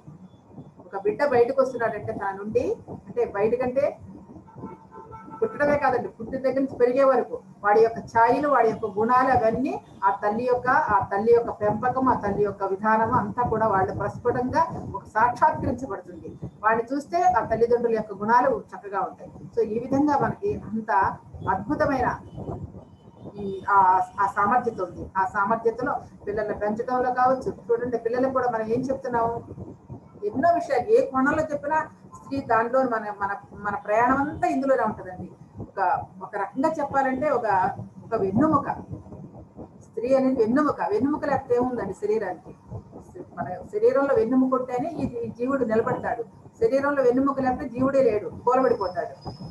ఈ జంతువుల్లాగా 4 పాదాలతో నడవాల్సి వచ్చేది. అంత బలమైనది మన శరీరానికి ఆ వెన్నుముక ఎలాగో, అదే విధంగా స్త్రీమూర్తి, స్త్రీ శక్తి ఈ ప్రపంచానికి ఒక వెన్నుముక. అంతటి అద్భుతమైన స్త్రీ శక్తి ఉంది. అందుకే పూర్వకాలంలో అది చెప్తూ ఉంటారు. పూర్వకాలంలో ఇప్పటికైనా అంతే, ఎప్పటికైనా అంతే. అది గ్రహించగలిగిన వాళ్ళు గ్రహిస్తారు, లేని వాళ్ళు లేపుతూ ఉంటారు. ఆ స్త్రీని ఏ దేశంలో అయితే ఆ స్త్రీ పూజింపబడుతుందో, ఏ దేశంలో అయితే ఆ స్త్రీ గౌరవింపబడుతుందో, ఆ దేశం యొక్క అభ్యున్నతి, ఆ ప్రగతి వెలువరిస్తూ ఉంటుంది. అది ఎందుకు కుంటుపడుతుందంటే, ఇదిగో ఇలా ఈ యొక్క అపసవ్య కార్యాల వల్ల, ఆ స్త్రీని గుర్తించలేకపోవడం వల్ల, ఆ గుణాల వల్ల కొన్ని ఇబ్బందులు కూడా పడుతూ ఉంటాయి. ఆ స్త్రీ తత్వాన్ని తెలియజేయడానికి మరి మనం కూడా చేసే పనులు ఎలా ఉంటాయి. ఈనాటి యువతరం, ఈనాటి కాలంలో పిల్లలు మనం ఎలా ఉంటున్నారు మనందరికీ తెలిసిన సత్యం. కాబట్టి ఇది ఒక వరవడి. ఇది గత 30-40 ఏళ్ల నుంచి మారిపోయింది. ఈ మారిపోయిన ఈ సంధిక మార్గాన్ని మళ్ళా ఈ యువతని మళ్ళా మంచి లైన్ లో పెట్టడానికి కావాల్సిన మార్గాన్ని ఇప్పుడు ధ్యానం అనే సాధన, ఈ యొక్క చక్కటి ధ్యానాన్ని ఎన్నో కోణాల్లో మనకి పత్రికారు మనకిస్తున్నారు. ఛానల్స్ ద్వారా, మాధ్యమాల ద్వారా, పుస్తకాల ద్వారా మనకిస్తూ, మరి ఎంతో మంది స్త్రీమూర్తులు చక్కగా జూమ్ సెషన్ ద్వారా స్త్రీ ఎలా ఉండాలి. నాకు ఆశ్చర్యకరమైన విషయాలండి. ఇటువరకు మనకి పెద్దలు చెప్పేవారు ఆ విషయాలు. పెద్దలు చెప్పి చక్కగా మనని ఒక సరైన దారిలో నడిపించేవారు. ఒక స్త్రీ చిన్నప్పటి నుంచి ఎలా ఉండాలి, తండ్రి దగ్గర ఉన్నంత కాలం ఎలా ఉండాలి, ఆ తండ్రి చాటు అన్నదమ్ముల మధ్యలో ఎలా ఉండాలి, మరి మన వివాహం అయిన తర్వాత మెట్టినింటికి అడుగు పెట్టిన తర్వాత ఎలా ఉండాలి, ఆ మెట్టినింటిలో ఎలా ప్రవర్తించాలి, ఇవన్నీ మనకు చెప్పేవారు. కానీ ఈ రోజున ఎవరున్నారండి? అసలు చెప్పడానికి అవకాశం ఉందా? ముందర ఆ తల్లిదండ్రులకు తెలుస్తుందా? తల్లిదండ్రులకే లేదు. ఇంకా వాళ్ళకేం చెప్తారు పాపం, వాళ్ళు ఏం చేస్తారు? సో ఈ విధి విధానాలన్నీ మారిపోయి ఇంతటి నికృష్ట పరిస్థితులు ఎందుకుంటున్నామంటే మనం చేసుకున్న కర్మలే. మరి ఈ రోజు కరోనా ఈ పాండమిక్ సిచ్యుయేషన్ ఇవన్నీ కూడా ఎందుకు వచ్చినాయి అంటే ఇంతే మరి. సో మనం చేసుకున్న కర్మలే, మనం ప్రక్షాళన చేసుకోవాల్సిందే. అందుకు దీనికి బాధ్యత వహించవలసింది మనమే. ఎక్కువ భాగము 100% ఈ యొక్క స్త్రీమూర్తి బాధ్యత వహించాలి. తన యొక్క ప్రేమ, తన యొక్క కరుణ, తన యొక్క దయ, తన యొక్క సహనము, తన యొక్క ఔన్నత్యము అన్ని దానిలో ప్రస్ఫుటం అవుతాయండి. దాని ద్వారానే ఆ యొక్క జాతికి అంకితం చేయాలి. ప్రతి ఒక్క బిడ్డని అలా తయారు చేయాలి. నీ బిడ్డ అని కాదు, నీ బిడ్డలోంటి వాళ్ళ బిడ్డలందరూ కూడా అలా మనం ఆ దృక్పథాన్ని విశాలం చేసుకుంటూ మనం చేయవలసిన బాధ్యత స్త్రీమూర్తికే ఉన్నది. సో అందుకు ఆ యొక్క శక్తి తరంగాన్ని ఇలా మార్చుకోవాలని ఆ విషయాన్ని మనకి బాగా చక్కగా అర్థం చేస్తున్నారు. అందుకే స్త్రీయే వెలుగంటే స్త్రీయే వెలుగు ఎలా అవుతుంది? నీలోని వెలుగు నువ్వు చూసుకుంటే ఆ వెలుగును వెలుగమ్మటే వెళ్తావు. ఆ వెలుగును చూసుకోవడానికి ఏం చేయాలి? నీలోని వెలుగు అంటే నీలోని వెలుగు, నీలోని చైతన్యము, నీలోని స్వస్వరూపాన్ని నువ్వు తెలుసుకోగలిగితేనే అవన్నీ మిగతా అన్ని చేయగలవు. అందుకు ధ్యానం అవసరం. అందుకే ధ్యానం పునాది.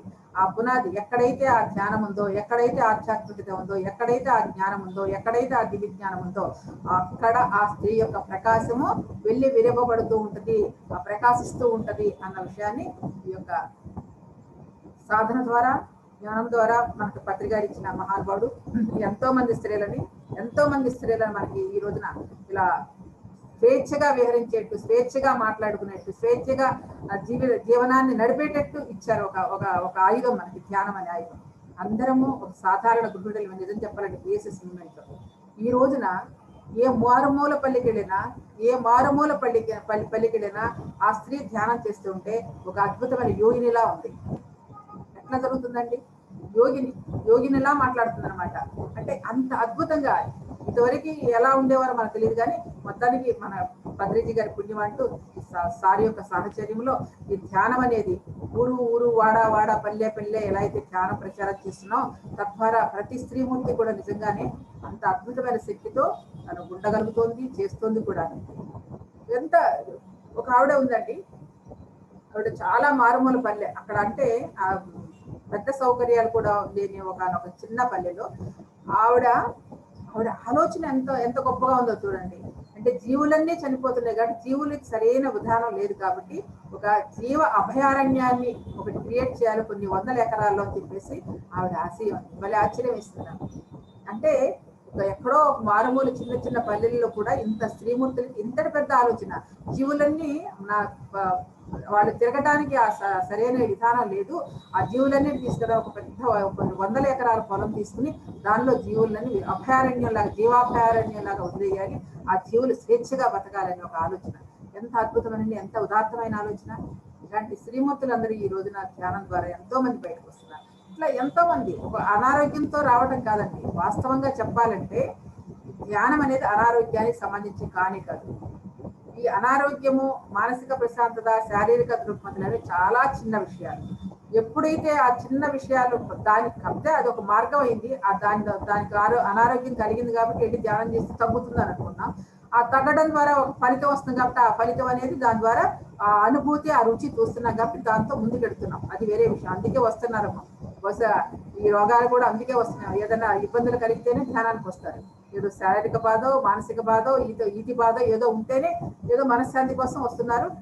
అది కాకుండా ఇప్పుడు డాక్టర్లు కూడా చక్కగా ప్రిస్క్రిప్షన్ రాసిస్తున్నారు ధ్యానానికి వెళ్ళండి అని. సో ఈ విధంగా ఈ కోణంలో ప్రతి ఏదో అవసరం మాత్రమే మొత్తానికి ఆ స్త్రీకి ధ్యానం అవసరం అవుతుంది. దాని ద్వారా తాను తెలుసుకుంటుంది, తన లోపల శక్తిని తెలుసుకుంటుంది, తన లోపల వెలుగుని తెలుసుకుంటుంది. ఆ వెలుగు తాను వెలుగై, తాను జ్యోతి అయి తన ఇంటికి జ్యోతి స్వరూపం అవుతుంది, ఆ చుట్టూ ఉన్న వారికి జ్యోతి స్వరూపం అవుతుంది, ఆ సమాజానికి జ్యోతి అవుతుంది, ఆ గ్రామానికి జ్యోతి అవుతుంది. సో అలా జ్యోతి స్వరూపంగా వెలగటమే స్త్రీ యొక్క శక్తి స్వరూపిణి. ఎన్నో కోణాల్లో అర్థం చేసుకోవచ్చండి, ఎన్నో కోణాలు అర్థం చేసుకోవచ్చు. మనకు ఒకటని లేదు, రెండని లేదు. ఎంత విస్తరించబడితే అదే విధంగా మనలో ఎన్నో కళలు ఉంటాయి. మన లోపల ఎన్నో మనకు నిబిడి కూడా మనకు తెలియని ఎన్నో ఉంటాయి. ఇందాక నేను చెప్పిన మనకి లోపల ఉన్న ముద్రితమైన విషయాలు, భయాలు, ఈర్ష్య, ద్వేషం, అసూయలు అన్నాను కదా, అవే కాదు, మనకి కొన్ని క్వాలిటీస్ ఉంటాయి. ఒక్కొక్కరికి సంగీతం ఇష్టం, ఒక్కొక్కరికి నాట్యం ఇష్టం, ఒక్కొక్కరికి కవితలు ఇష్టం, ఒక్కొక్కరికి చిత్రలేఖనం ఇష్టం. ఇలాంటి ఎన్నో కళలు లోపలే ఉండిపోయింది. అది చెయ్యడానికి కావాల్సిన పరిసరాలే కానీ పరిసరాలు లేకపోవచ్చు, దానికి కావాల్సిన సపోర్ట్ ఇవ్వకపోవచ్చు, దానికి కావాల్సిన వాతావరణం లేకపోవచ్చు. ఇప్పుడు ధ్యానం ద్వారా అందరికి ఎంత అద్భుతంగా బయటకు వస్తున్నాయో తెలుసా అండి. ఒక్కొక్కరు ఎంతో చక్కగా కవితలు రాస్తున్నారు, ఒక్కొక్కరు చిత్రలేఖనం వేస్తున్నారు, ఒక్కొక్కరు సంగీతాలు పడుతున్నారు, ఒక్కొక్కరు కవితలు రాస్తున్నారు. ఎంతమంది మాతృమూర్తులు ఉన్నారు. ఎక్కడి నుంచి వచ్చింది ఇదంతా? తన లోపల ఉన్న ఆ శక్తి ఏంటి, ఆ శక్తికి ఒక బంగారాన్ని పుటం పెడితే ఎలా మెరుస్తుందో అలాగా మనలో ఉన్న ఆ నిబిడీకృతమైన దాగి ఉన్న శక్తిని ధ్యానం అనే సాధన ద్వారా పుటం పెట్టి దాన్ని ఒక ప్రకాశం చేస్తున్నా, బంగారం లాగా వెలుగు పెట్టుతున్నా ఉంటా. అంటే బంగారం ఎలా మెరుస్తూ ఉంటది, వస్తువు తయారు చేసినా అది మెరవదు, దానికి పుటం పెట్టాలి, దానికి మెరుగు వేయాలి, మెరుగేస్తేనే దాని యొక్క అందం తెలుస్తుంది. అలాగే మనలో ఉన్న ఆ శక్తిని ఆ ధ్యానం అనే సాధన ద్వారా మనం పుటం పెట్టుకుంటే మనలో ఆ క్వాలిటీస్ వస్తున్నాయి. ఆ లోపల ఎక్కడెక్కడ ఉన్నాయో ఎంతో మంది అండి ఇప్పుడు ఎన్నో క్లాసుల్లో చూస్తున్నారు. వాళ్ళందరూ చూస్తున్నారు, బొమ్మలు వేసేస్తున్నారు, చక్కటి కవితలు పాడుతున్నారు. ఒక ఆవిడకైతే డ్రైవింగ్ చేయాలని ఎప్పటి నుంచో కోరికంట. డ్రైవింగ్ చేయడానికి భయం, అంటే భయమని కాదు, ఇవ్వరు కదా మనకి చుట్టూ, మన వాళ్ళు ఇవ్వరు కదా. ఆ తర్వాత ధ్యానం ద్వారా ఇప్పుడు ఇన్నోవా దాన్ని చేస్తున్నారు. అది అంత శక్తి, ఎంత అద్భుతంగా ఉన్నాయి చూడండి మన జీవితాలు. మహానుభావుడు పత్రికారి పుణ్యవాడు కూడా మూల ఉన్న ఆ పల్లెల్లో మూల ఉన్న ఆ స్త్రీమూర్తులందరూ కూడా ధ్యానం ద్వారా ఇంత వెలుగును చవి చూస్తున్నారు, అనుభవిస్తున్నారు, ఆనందంగా ఉంటున్నారు. మొత్తానికి ఎన్ని ఇబ్బందులున్నా ఇంకో చూడండి, కొన్ని ధ్యానం అయింది కదా, ధ్యానం వచ్చింది కదా, ఏమన్నా కష్టాలు తగ్గిపోతున్నాయేమో అనుకుంటారేమో, పొరపాటు అండి. ధ్యానం వల్ల మనకేమి కష్టాలు తగ్గడం కాదు, ధ్యానాలు రాకుండా ఉండటం, కష్టాలు ఇబ్బందులు రాకుండా ఉండటం అనేది కాదు. ఎలాంటి ఇబ్బందులు వచ్చినా, ఎలాంటి సమస్యలు వచ్చినా దానిని అవగాహనతో తేలికగా తీసుకోగల శక్తి, సామర్థ్యం పెరుగుతుంది. అది అక్కడ అది పెద్ద బాధపడరు. అప్పుడు ఇంతకుముందు అది లేకపోవడం వల్ల దానిలో కృషించేవాళ్ళు, దానిలో మగ్గి మసైపోయేవాళ్ళు. అలా కాకుండా ఇప్పుడు ధ్యానం అనే సాధన వల్ల కార్యకారణ సంబంధం తెలుసుకోవడం వల్ల దేనికి ఏది ఊరికే మనకు రాదు అన్న జ్ఞానం అవగతం అవడం వల్ల, ఈ విషయాలన్నీ తెలియటం వల్ల మనకు వచ్చే సమస్యలని చక్కగా సాల్వ్ చేసుకునే శక్తి సామర్థ్యము మనలోనే ఉన్నది. ఇది ధ్యానం ఇచ్చేది. చాలా మంది చెప్తూ ఉంటారు ధ్యానానికి రాగానే మాకు అవి పోయినాయి ఇవి పోయినాయి అంటే. నిజంగానే పోతాయి, వాస్తవమే, కానీ అది ఎల్లప్పుడూ ఉండాలి కదా. అదే పతంజలి మహర్షి చెప్తారు ఏమంటే, ధ్యానానికి ఎంత ఉత్సాహంగా వచ్చి ఎంత ఉత్సాహంగా ధ్యానం చేస్తున్నావో అదే 25 ఏళ్ళైనా 30 ఏళ్ళైనా అదే ఉత్సాహం ఉండాలి. ఆ ఉత్సాహంతో ఉంటేనే అది మనకి సరైన యోగాభ్యాసం అవుతుంది, సరైన యోగ జీవితం అవుతుంది. సరే ఏదో 10 ఏళ్ళు 5 ఏళ్ళు చేసిన తర్వాత మళ్ళా మార్పు చూడండి, మనలోనే మార్పు వచ్చేస్తూ ఉంటుంది. కొన్ని అదివరకు ఉన్న ధ్యానానికి రాగానే ఎన్నో రోగాలు పోతాయి, ఆనందంగా ఉంటుంది, అన్నీ ఉంటాయి. మళ్ళీ కొన్నాళ్ళ తర్వాత ఎందుకు మనం ఏదో ఒక ఇబ్బందిలో పడుతున్నాం, ఏదో శారీరక ఇబ్బంది కావచ్చు, ఏదో ఒకటి ఇబ్బంది వస్తుంది. ఎందుకు ఇబ్బంది వస్తుందంటే మీకు అప్పుడున్న ఉత్సాహం ఉంది చూసారా, అది ఉండదు, అది తగ్గుద్ది కొద్దిగా. ఆ తగ్గేటప్పుడు దాని మీద ప్రియారిటీ తగ్గిపోయి మళ్ళీ వేరే విషయాలకు వెళ్ళిపోతాం. దాని ద్వారా మళ్ళీ అవి బయటకు వస్తుంటాయి. సో అందుకని ఆ అవేర్నెస్ కూడా ఉండాలి మనకి ఎప్పుడు కూడా. అది మొట్టమొదట ఎంత ఉత్సాహంగా మొదలు పెట్టావో చివరాంతం వరకు కూడా, ఎప్పుడైతే నీవు ఈ శ్వాస వదిలేంత వరకు కూడా అదే ఉత్సాహంతో ఉండాలి అని చెప్తారండి పతంజలి మహర్షి. ఆ ఉత్సాహమే ఉండాలి ఎప్పుడు కూడా. అంటే ఎప్పుడు ఈ శ్వాస వదిలేంత వరకు ఏం చెప్తారు, శ్వాస జనన మరణ చక్రం నుంచి విడుదల రావాలంటే ఎలా వస్తుంది, జీవన్ముక్తి రావాలంటే ఏం చెప్తాడు భగవానుడు? ఏషా బ్రాహ్మీ స్థిత పార్థ నైనం ప్రాప్య విముహ్యతి స్థిత్వాస్య మంతకాలేపి బ్రహ్మ నిర్వాణం ఉచ్యతి అన్నాడు. అంటే నువ్వు బతికున్నంత కాలం నువ్వు సాధన చేస్తూ చేస్తూ నువ్వు చివరాంతం వరకు కూడా ఆ రమిస్తూ ఉంటే ఆ చివరిలో ఆ బ్రహ్మి స్థితి, అంటే ఏదైతే నువ్వు అంతర్యామిత్వంతో కలిసినావో, ఏదైతే నీ లోపల ఆ చైతన్యం ఉందో ఆ చైతన్యాన్ని గుర్తు చేసుకుంటూ దేహం వదిలేస్తే ఇక నీకు ఈ శరీరాన్ని వదిలేసి వెళ్ళిపోతావు. చావు కూడా కాదు, శరీరాన్ని నువ్వు త్వజించి వెళ్ళిపోతావు. అలాంటి స్థితి రావాలి. మరి అలాంటి స్థితి రావాలంటే ఎలా ఉండాలంటే, అదే ఇందాక చెప్పినట్టు నువ్వు ఏదైతే ఏనాడైతే నేర్చుకున్నావో ఉత్సాహంగా, అదే ఉత్సాహాన్ని చివరి శ్వాస వరకు ఆ ఉత్సాహాన్ని, ఆ సంతోషాన్ని, ఆ యొక్క ప్రక్రియని, ఆ యొక్క ధ్యాన సాధనని, ఆ యొక్క అభ్యాసాన్ని మనం ఎప్పుడూ మర్చిపోకూడదు. నిరంతరము సాగుతూనే ఉండాలి. ఈ రోజు చేశాం కదా 25 ఏళ్ళు అయిపోయిందని కూర్చుంటే ఏమి లేదు, మళ్ళీ ఎక్కడేసిన గొంగళి అక్కడే. కొండెక్కుతాం తేలికండి, ఆ కొండ మీద నిలబడి ఉండటం కష్టం. ఇలా జారేమంటే డమ్మని కింద పడతాం. వైకుంఠపాడి ఎలాంటిదో అంతే జీవితం కూడా. సో అలాగా మనం ఏదైతే నేర్చుకున్నామో, ఏదైతే జ్ఞానం పరంగా అవగాహన చేసుకున్నామో దాన్ని ఎప్పుడూ నిలబెట్టుకుంటూ ఉండాలి. ఎప్పుడు చివరాంతం వరకు నిలబెట్టుకుంటారు. మనకు తెలిసిందే జ్ఞానం. ఈ జ్ఞానాన్ని మరింతగా విస్తృతం చేసుకుంటూ ఆ అహం లేకుండా, ఆ యొక్క పక్కలకి పోకుండా అదే లైన్లో ఉత్సాహంగా, సమర్థవంతంగా, ఉత్సాహంగా, ఆనందంగా జీవిస్తూ ఉండాలి. అలా వెళుతూనే ఆ చివరి క్షణంలో మనం ఆ బ్రహ్మంలో రమించవచ్చు.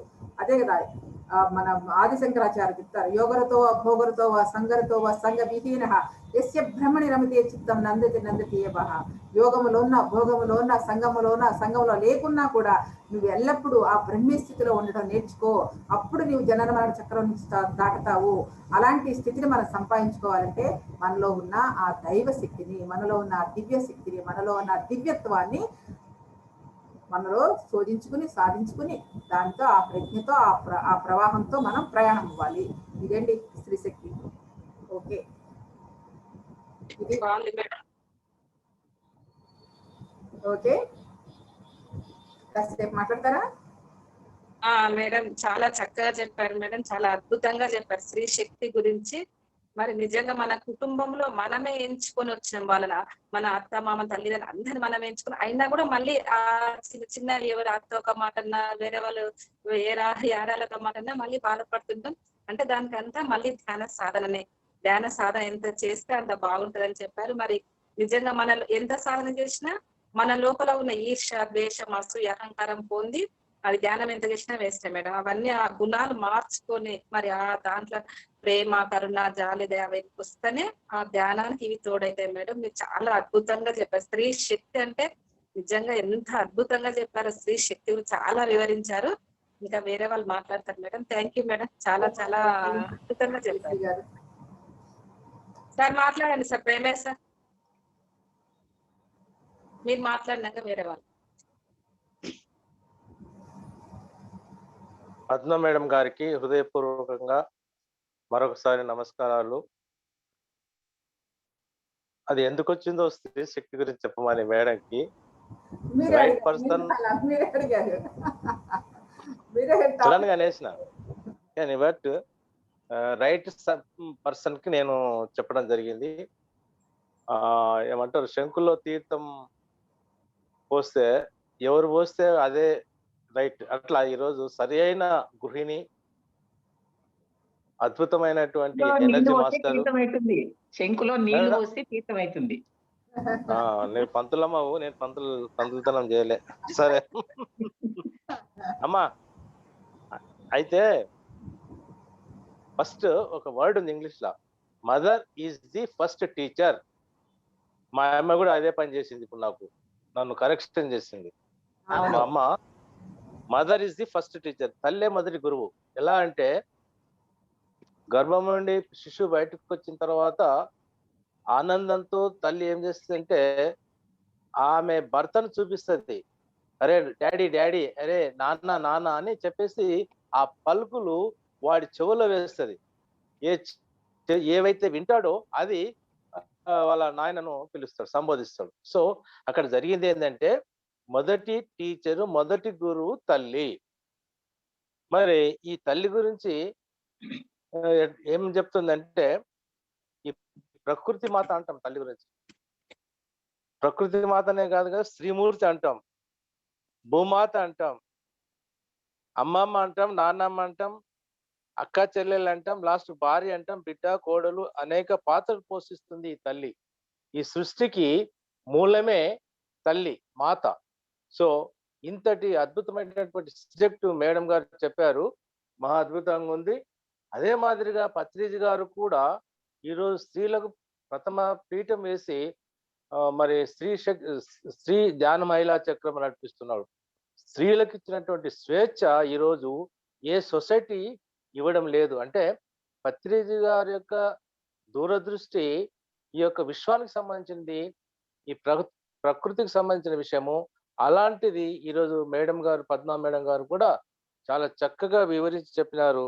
కాబట్టి ఇంకా అనేక మంది మాట్లాడే వాళ్ళు ఉన్నారు. నేనేం చెప్తానంటే, భారతదేశంలో 18 శక్తి పీఠాలు ఉన్నాయి. ఆ 18కి 18 కూడా స్త్రీలే. అంటే స్త్రీ యొక్క విశిష్టత ఒకసారి మన వాళ్ళంతా అర్థం చేసుకోవాలి, గ్రహించాలి. వెనుకబాటుతనం లేకుండా ఈ యొక్క సొసైటీని నడిపించాల్సిన అవసరం స్త్రీమూర్తులకు ఉంది. ఈ పాలమూరు ఉమ్మడి జిల్లాలో ఉన్నటువంటి మహిళా మండలి అయితేనేమి, బయట వాళ్ళైతేనేమి, అందరికీ నేను నమస్కరించి చెప్తున్నాను.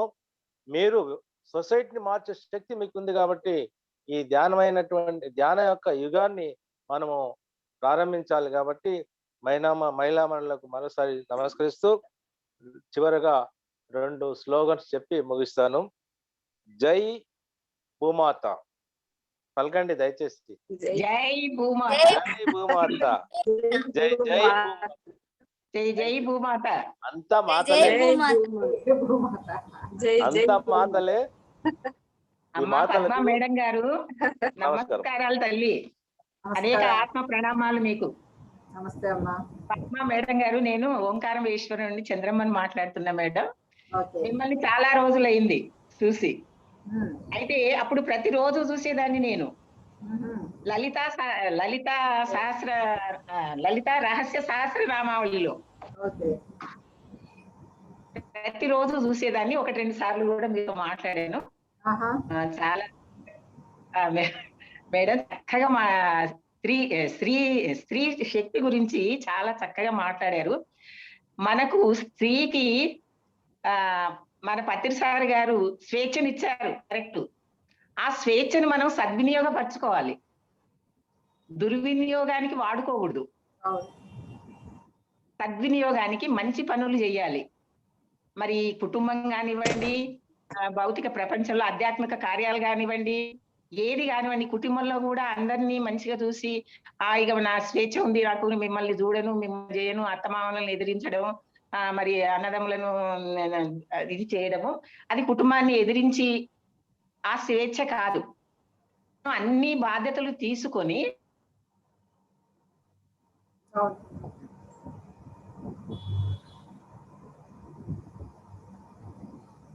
మీరు ఆగిపోయింది, వాయిస్ రావటం. సుజాత మాట్లాడు. అయితే ఆగండి, కొంచెం ఆగండి. మరి ఆధ్యాత్మికంలో ఎదగాలి అంటే ఈ సంసారాన్ని తామరాకు మీద నీటి బొట్టులాగా సంసారంలో ఉండాలి. ఆధ్యాత్మికంలో మనం ఎంత ఎదగాలి అనుకుంటే అంత ఎదగాలి. ఈ స్వేచ్ఛను దీనికి ఉపయోగించుకోవాలి మేడం. చాలా బాగా చెప్పారు, చక్కగా చెప్పారు. ఇవాళ మీకు అనేకమైనటువంటి ఆత్మ ప్రణామాలు. Thank you. థ్యాంక్ యూ అమ్మా. Thank you madam. Chandramma madam ఆగిపోయింది అనుకుంటాం. ఇప్పుడు పతంజలి యోగ సూత్రాలు వస్తున్నాయి మార్నింగ్ 5 to 6:30. సోమవారం, మంగళవారం, గురువారం, శనివారం. మీకు లింక్ పంపిస్తాను, ఎవరికైనా ఫార్వర్డ్ చేయండి.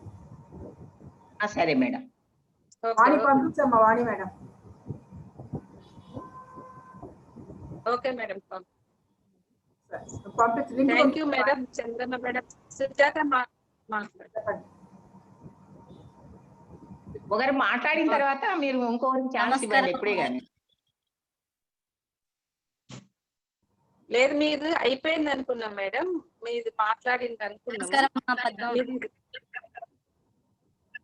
మేడం నమస్కారం మేడం. చాలా అద్భుతంగా ధ్యానం చేపించిండ్రు. ఎనర్జీ చాలా ఉంది. శ్రీతత్వం గురించి చాలా అద్భుతంగా చెప్పిండ్రు మేడం. అంటే అనేక విధాలా చెప్పిండ్రు ఎలా ఉండాలి, అంటే శక్తి, అంటే మన శక్తి ఎక్కడ వెళ్తుందో, మన ఎంత ఎంత సూక్ష్మంగా ఉంటామో, శక్తి ఎనర్జీ పాడు చేసుకోరాదని చాలా అద్భుతంగా చాలా చాలా చెప్పిండ్రు మేడం. Thank you madam. మాట్లాడే వాళ్ళు హ్యాండ్ రైజ్ చేయండి దయచేసి. శైలజ మేడం మాట్లాడండి.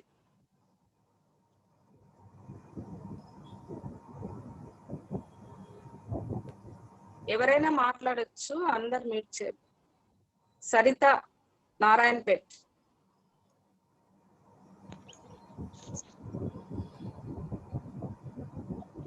మాట్లాడండి ఎవరైనా సరే. మేడం నమస్కారం మేడం. పద్మ మేడం. నమస్తే అమ్మా.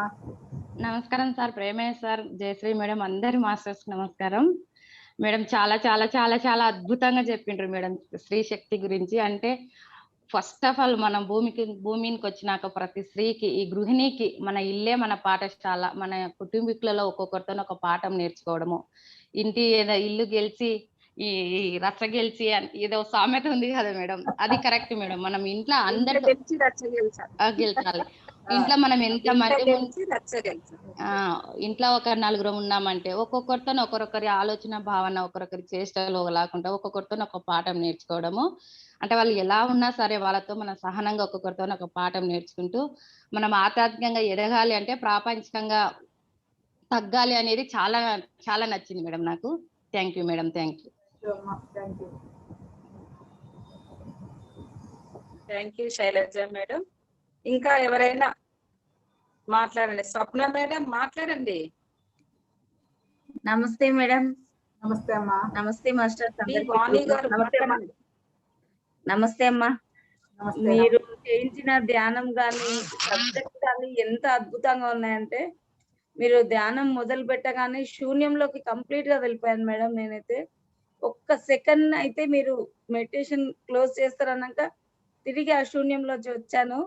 మీరు చెప్తున్నారు ఇది శంకరాచార్య విరచితం, ఇది శూన్యంలోకి తీసుకెళ్తుంది అంటే నేను అనుభూతిని చాలా బాగా అనుభవించాను మేడం. చాలా బాగా అనిపించింది. ఇంకొకటి, మీరు స్త్రీ శక్తి గురించి చెప్తున్నారు కదా, ఈ పత్రి సార్ కూడా స్త్రీ శక్తికి పెద్దపీట వేశారంటే, ఇప్పుడు శూన్యంలోంచి విశ్వశక్తి పుట్టింది అన్నప్పుడు ఒక స్త్రీ మాత్రమే జన్మనివ్వగలదు. అంటే ఆ శూన్యం అనేది ఆ విశ్వశక్తికి జనని అని అనిపించింది మేడం నాకు. సృష్టికి ప్రతిష్ఠ చేసేది స్త్రీయే కదా మరి. కాబట్టి ఈ పత్రి సార్ లాంటి మహాశయులు స్త్రీ శక్తికి పెద్దపీట వేస్తున్నారు. ఇప్పుడు లేచింది మహిళా లోకం అన్నట్టు స్త్రీ శక్తి కూడా చాలా పెద్దగా లేస్తుంది మేడం. ఇప్పుడు జూమ్ లో కూడా చూస్తున్నాం కదా మనం, 90% లేడీస్ ఉన్నారు, 10% జెంట్స్ ఉన్నారు. ఇప్పుడు మన జెంట్స్ కూడా స్త్రీకి ముందు అడుగు వేయడానికి ఒక సహకారం ఇస్తున్నారు. వాళ్ళు కూడా సహకారం ఇస్తున్నారు. అందుకే పురుషులకు కృతజ్ఞతలు చెప్పాలి. మనకి ఈ విధమైన సహాయం చేస్తున్నందుకు మన కుటుంబానికి మనకు ఈ విధంగా తోడ్పాటుకు ఇచ్చేస్తున్నందుకు మన గురువులకు అందరికీ కృతజ్ఞతలు చెప్పాలనిపించింది madam. Thank you madam. Subject చాలా బాగుంది. ఇంకొక చిన్న డౌట్ మేడం, మీ శారీ మీద నాకు మొత్తం తీగల్లాగా కనిపిస్తుంది. మీ శారీ మీద నిజంగా తీగల్లాగా ఉందా? జస్ట్ బ్లూ కలర్ శారీయా? మ్యామ్ మొత్తం తీగలు లతలు కనిపిస్తున్నాయి మ్యామ్ మీ శారీ మీద. ఈ శారీ మీద మాత్రమే కనిపిస్తున్నాయి. బ్లౌజ్ మీ పైన ఫేస్ ఒక లో చెట్టు ఉంది. కనిపించట్లేదు. అక్కడ చెట్టు ఉందమ్మా. తీగల ఆకులు ఉన్నాయి, తీగల ఆకులు ఉన్నాయి. బ్యాగ్ కాదు మేడం శారీ మీద. అలా శారీ మీద పడుతుందండి ఈడ. ఉన్నాయి ఉన్నాయి ఉన్నాయి. కానీ అవి కదులుతున్నాయి మేడం మేడం, శారీ మీద తీగల కదులుతున్నాయి. ఇప్పుడు మేడం ఇట్లా అన్న అయినా లేదు కదులుతున్నాయి. ఎందుకు అట్లా కనిపిస్తుంది నాకు అర్థం కాల. వీడి వెనకాల ఉందిగా బ్యాక్గ్రౌండ్ వల్ల. ఓకే, నాకు ఎందుకు అట్లా కనిపిస్తుంది అని అర్థం కాలేదు. అందుకోసమని మళ్ళీ అడుగుతున్నాను madam. Thank you madam. Subject చాలా బాగుంది. Happy madam. థ్యాంక్ యూ అమ్మా. థ్యాంక్ యూ స్వప్న. ఇంకా పి వాణి నాగకుమారి మాట్లాడండి మేడం. రావట్లేదు, ఒక్క నిమిషం.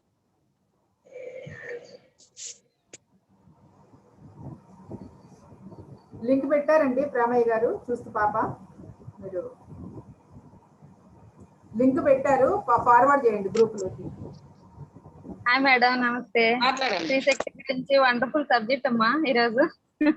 చాలా విషయాలు నిజంగా ఆధ్యాత్మికంలో ఈ స్పిరిచువాలిటీలోకి వచ్చాకే ఫ్యామిలీతో ఎలా ఉండాలి, ప్రతి విషయాన్ని మనం నేర్చుకోవడానికి వస్తుందని తెలుస్తుంది.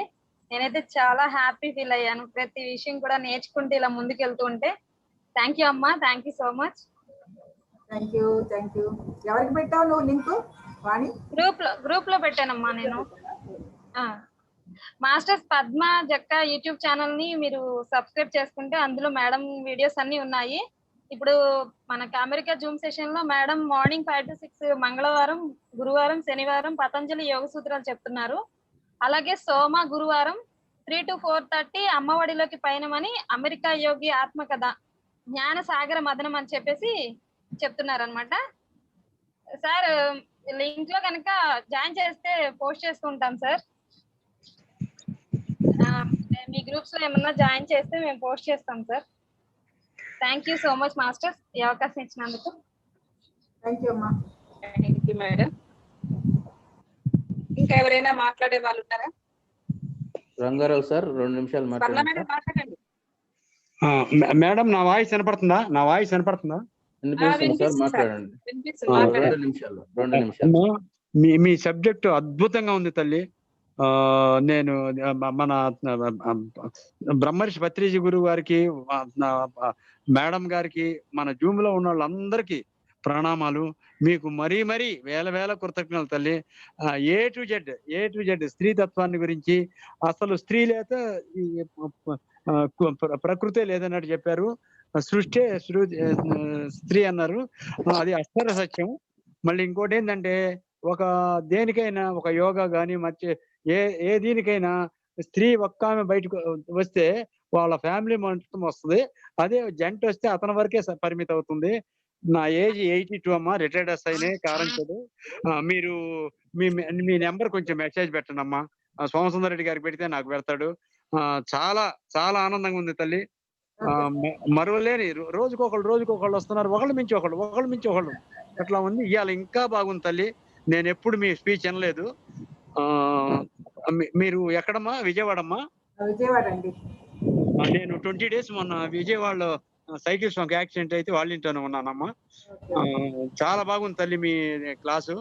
ఇంకా మీరు మళ్ళీ ఎప్పుడన్నా పెట్టినప్పుడు కూడా లింక్ పెడితే వస్తాం తల్లి. యూట్యూబ్ ఛానల్ ఉంది కదా, దానిలోకి వెళ్తే చాలా ఉన్నాయండి. ఓకే అమ్మా, చాలా బాగుంది. చాలా బాగుంది తల్లి. చాలా వెరీ థ్యాంక్స్ తల్లి. Thank you sir Rangarao sir. Okay sir. Swarna madam మాట్లాడండి. నమస్తే మేడం. మీ పేరు నన్ను జక్కా పద్మ గారని. నేను ఎప్పుడు ఇల్లేదు, బట్ పేరు మాత్రం విన్నా. ఈ రోజు స్పీచ్ ని చాలా బాగుంది మేడం. అంటే ఒక్కొక్కరికి లేడీస్ కి ఒక గుణము ఉంది, ఒక్కొక్క లోపల ఉన్నాయన్నీ బయటకు వస్తా ఉన్నాయంటే, నాకు కూడా ఈ ధ్యానంలోకి వచ్చాక కొంచెం కవిత్వాలు రాసేది ఉంది ఇంతకుముందు, బట్ మధ్యలో వెళ్ళిపోయింది. ఇప్పుడు మళ్ళా వస్తున్నాయి మేడం. నేను పాలమూరు అంటే చిన్న కవిత్వం చెప్తాను. పా అంటే పాండవుల వలె విజయాన్ని సాధిస్తుంది ధ్యానం ద్వారా, పాలమూరు బ్యాచి. లా అంటే లాహిరి లాగా ముందుకు సాగుతుంది ధ్యానం ద్వారా. మా అంటే అంటే ముందుకు నడుస్తుంది, ఈ ఆధ్యాయత విషయాలన్నీ మనకు తెలియజేస్తుంది. రు అంటే ఋగ్వేదము, యజుర్వేదము, సామవేదము లాగా ముందుకు సాగాలని నా ఆకాంక్ష. ఇప్పుడు జస్ట్ మీరు చెప్పాక నాకు తల్లోకి వచ్చింది మేడం. అదే స్పాంటేనియస్, అదే ఆత్మ ప్రబోధం. Very good, nice. Okay, thank you madam. అంటే మీ వీడియోలు యూట్యూబ్ లో సబ్స్క్రైబ్ చేయండి, అన్ని వస్తాయి. Okay, thank you madam. అంటే ఎంకరేజ్ చేస్తున్నారు మాలాంటి కొత్తోళ్లకు. మా లోపల ఉండేదంతా బయటికి మిమ్మల్ని చూసి మేము ఇన్స్పిరేషన్ మేడం. ఇక్కడ ఈ పాలమూరు బ్యాచ్కి వచ్చాక నేను ఎన్నో కొత్త విషయాలు నేర్చుకున్నాయి. జయశ్రీ మేడం, ప్రేమయ్య సారు, వీళ్ళందరినీ సోమనాథ్ సారు, వీళ్ళందరినీ చూసి సోము అంట అన్నయ్య నుంచి నాకు ఇది అలవాటైంది. 1వ తారీఖు నుంచి అన్ని రాసుకుంటాను మేడం రోజు. Okay madam, thank you madam. చాలా అద్భుతంగా చెప్పారు. పాలమూరు జూమ్ గురించి చాలా అద్భుతంగా వర్ణించారు. Once again thank you madam. ఇంకా ఎవరైనా మాట్లాడే వాళ్ళు ఉన్నారా సార్? మరి రేపు 1 జూమ్ గురించి చెప్పండి సార్. ప్రేమే సార్, పత్రి సార్ వచ్చి. డియర్ మాస్టర్స్, రేపు మనకు సహజంగా జరిగే 11 to 1 ప్రోగ్రామ్ ఒకరోజు కొరకు సెలవు తీసుకుంటున్నాం. బికాజ్ 1 జూమ్ లో దామోదరెడ్డి సాంబశివరావు గారు నిర్వహించే కార్యక్రమంలో పత్రిజ్ గారు వస్తున్నారు, వార్షికోత్సవం జరుగుతుంది. కాబట్టి మీ అందరికీ అదే లింక్ పంపిస్తాము. అదే లింక్ లో జాయిన్ కావాలని మీ అందరినీ ప్రేమతో ఆహ్వానిస్తున్నాం. మరి ముఖ్యంగా 10 to 1 మరి ముఖ్యంగా పద్మ మేడం గారికి రిక్వెస్ట్ ఏంటంటే, ఏదైతే ధ్యానం చేయించిందో ఆ యొక్క షీట్ ఒకటి మాకు పెడితే, వాట్సాప్ లో పెడితే నేను అందరికి ఫార్వర్డ్ చేస్తాను. మా మహిళా మనులందరినీ కూడా అది నేర్చుకొని ఆ రకమైనటువంటి ధ్యానం చేయిస్తే బాగుంటుందని చెప్పేసి ఆశిస్తున్నా మేడం. దయచేసి అది పంపించండి. జూమ్ లో దానిలో ఉంటుంది సార్. అమ్మ యూట్యూబ్ లో చూసండి, బ్రహ్మజ్ఞానావళి దాని పేరు. బ్రహ్మజ్ఞానావళి, ఆదిశంకరాచార్యులు. యూట్యూబ్ లోకి వస్తే చక్కగా మీకు వాయిస్ వచ్చేస్తుంది. దానిలో రిటర్న్లు కూడా ఉన్నాయి.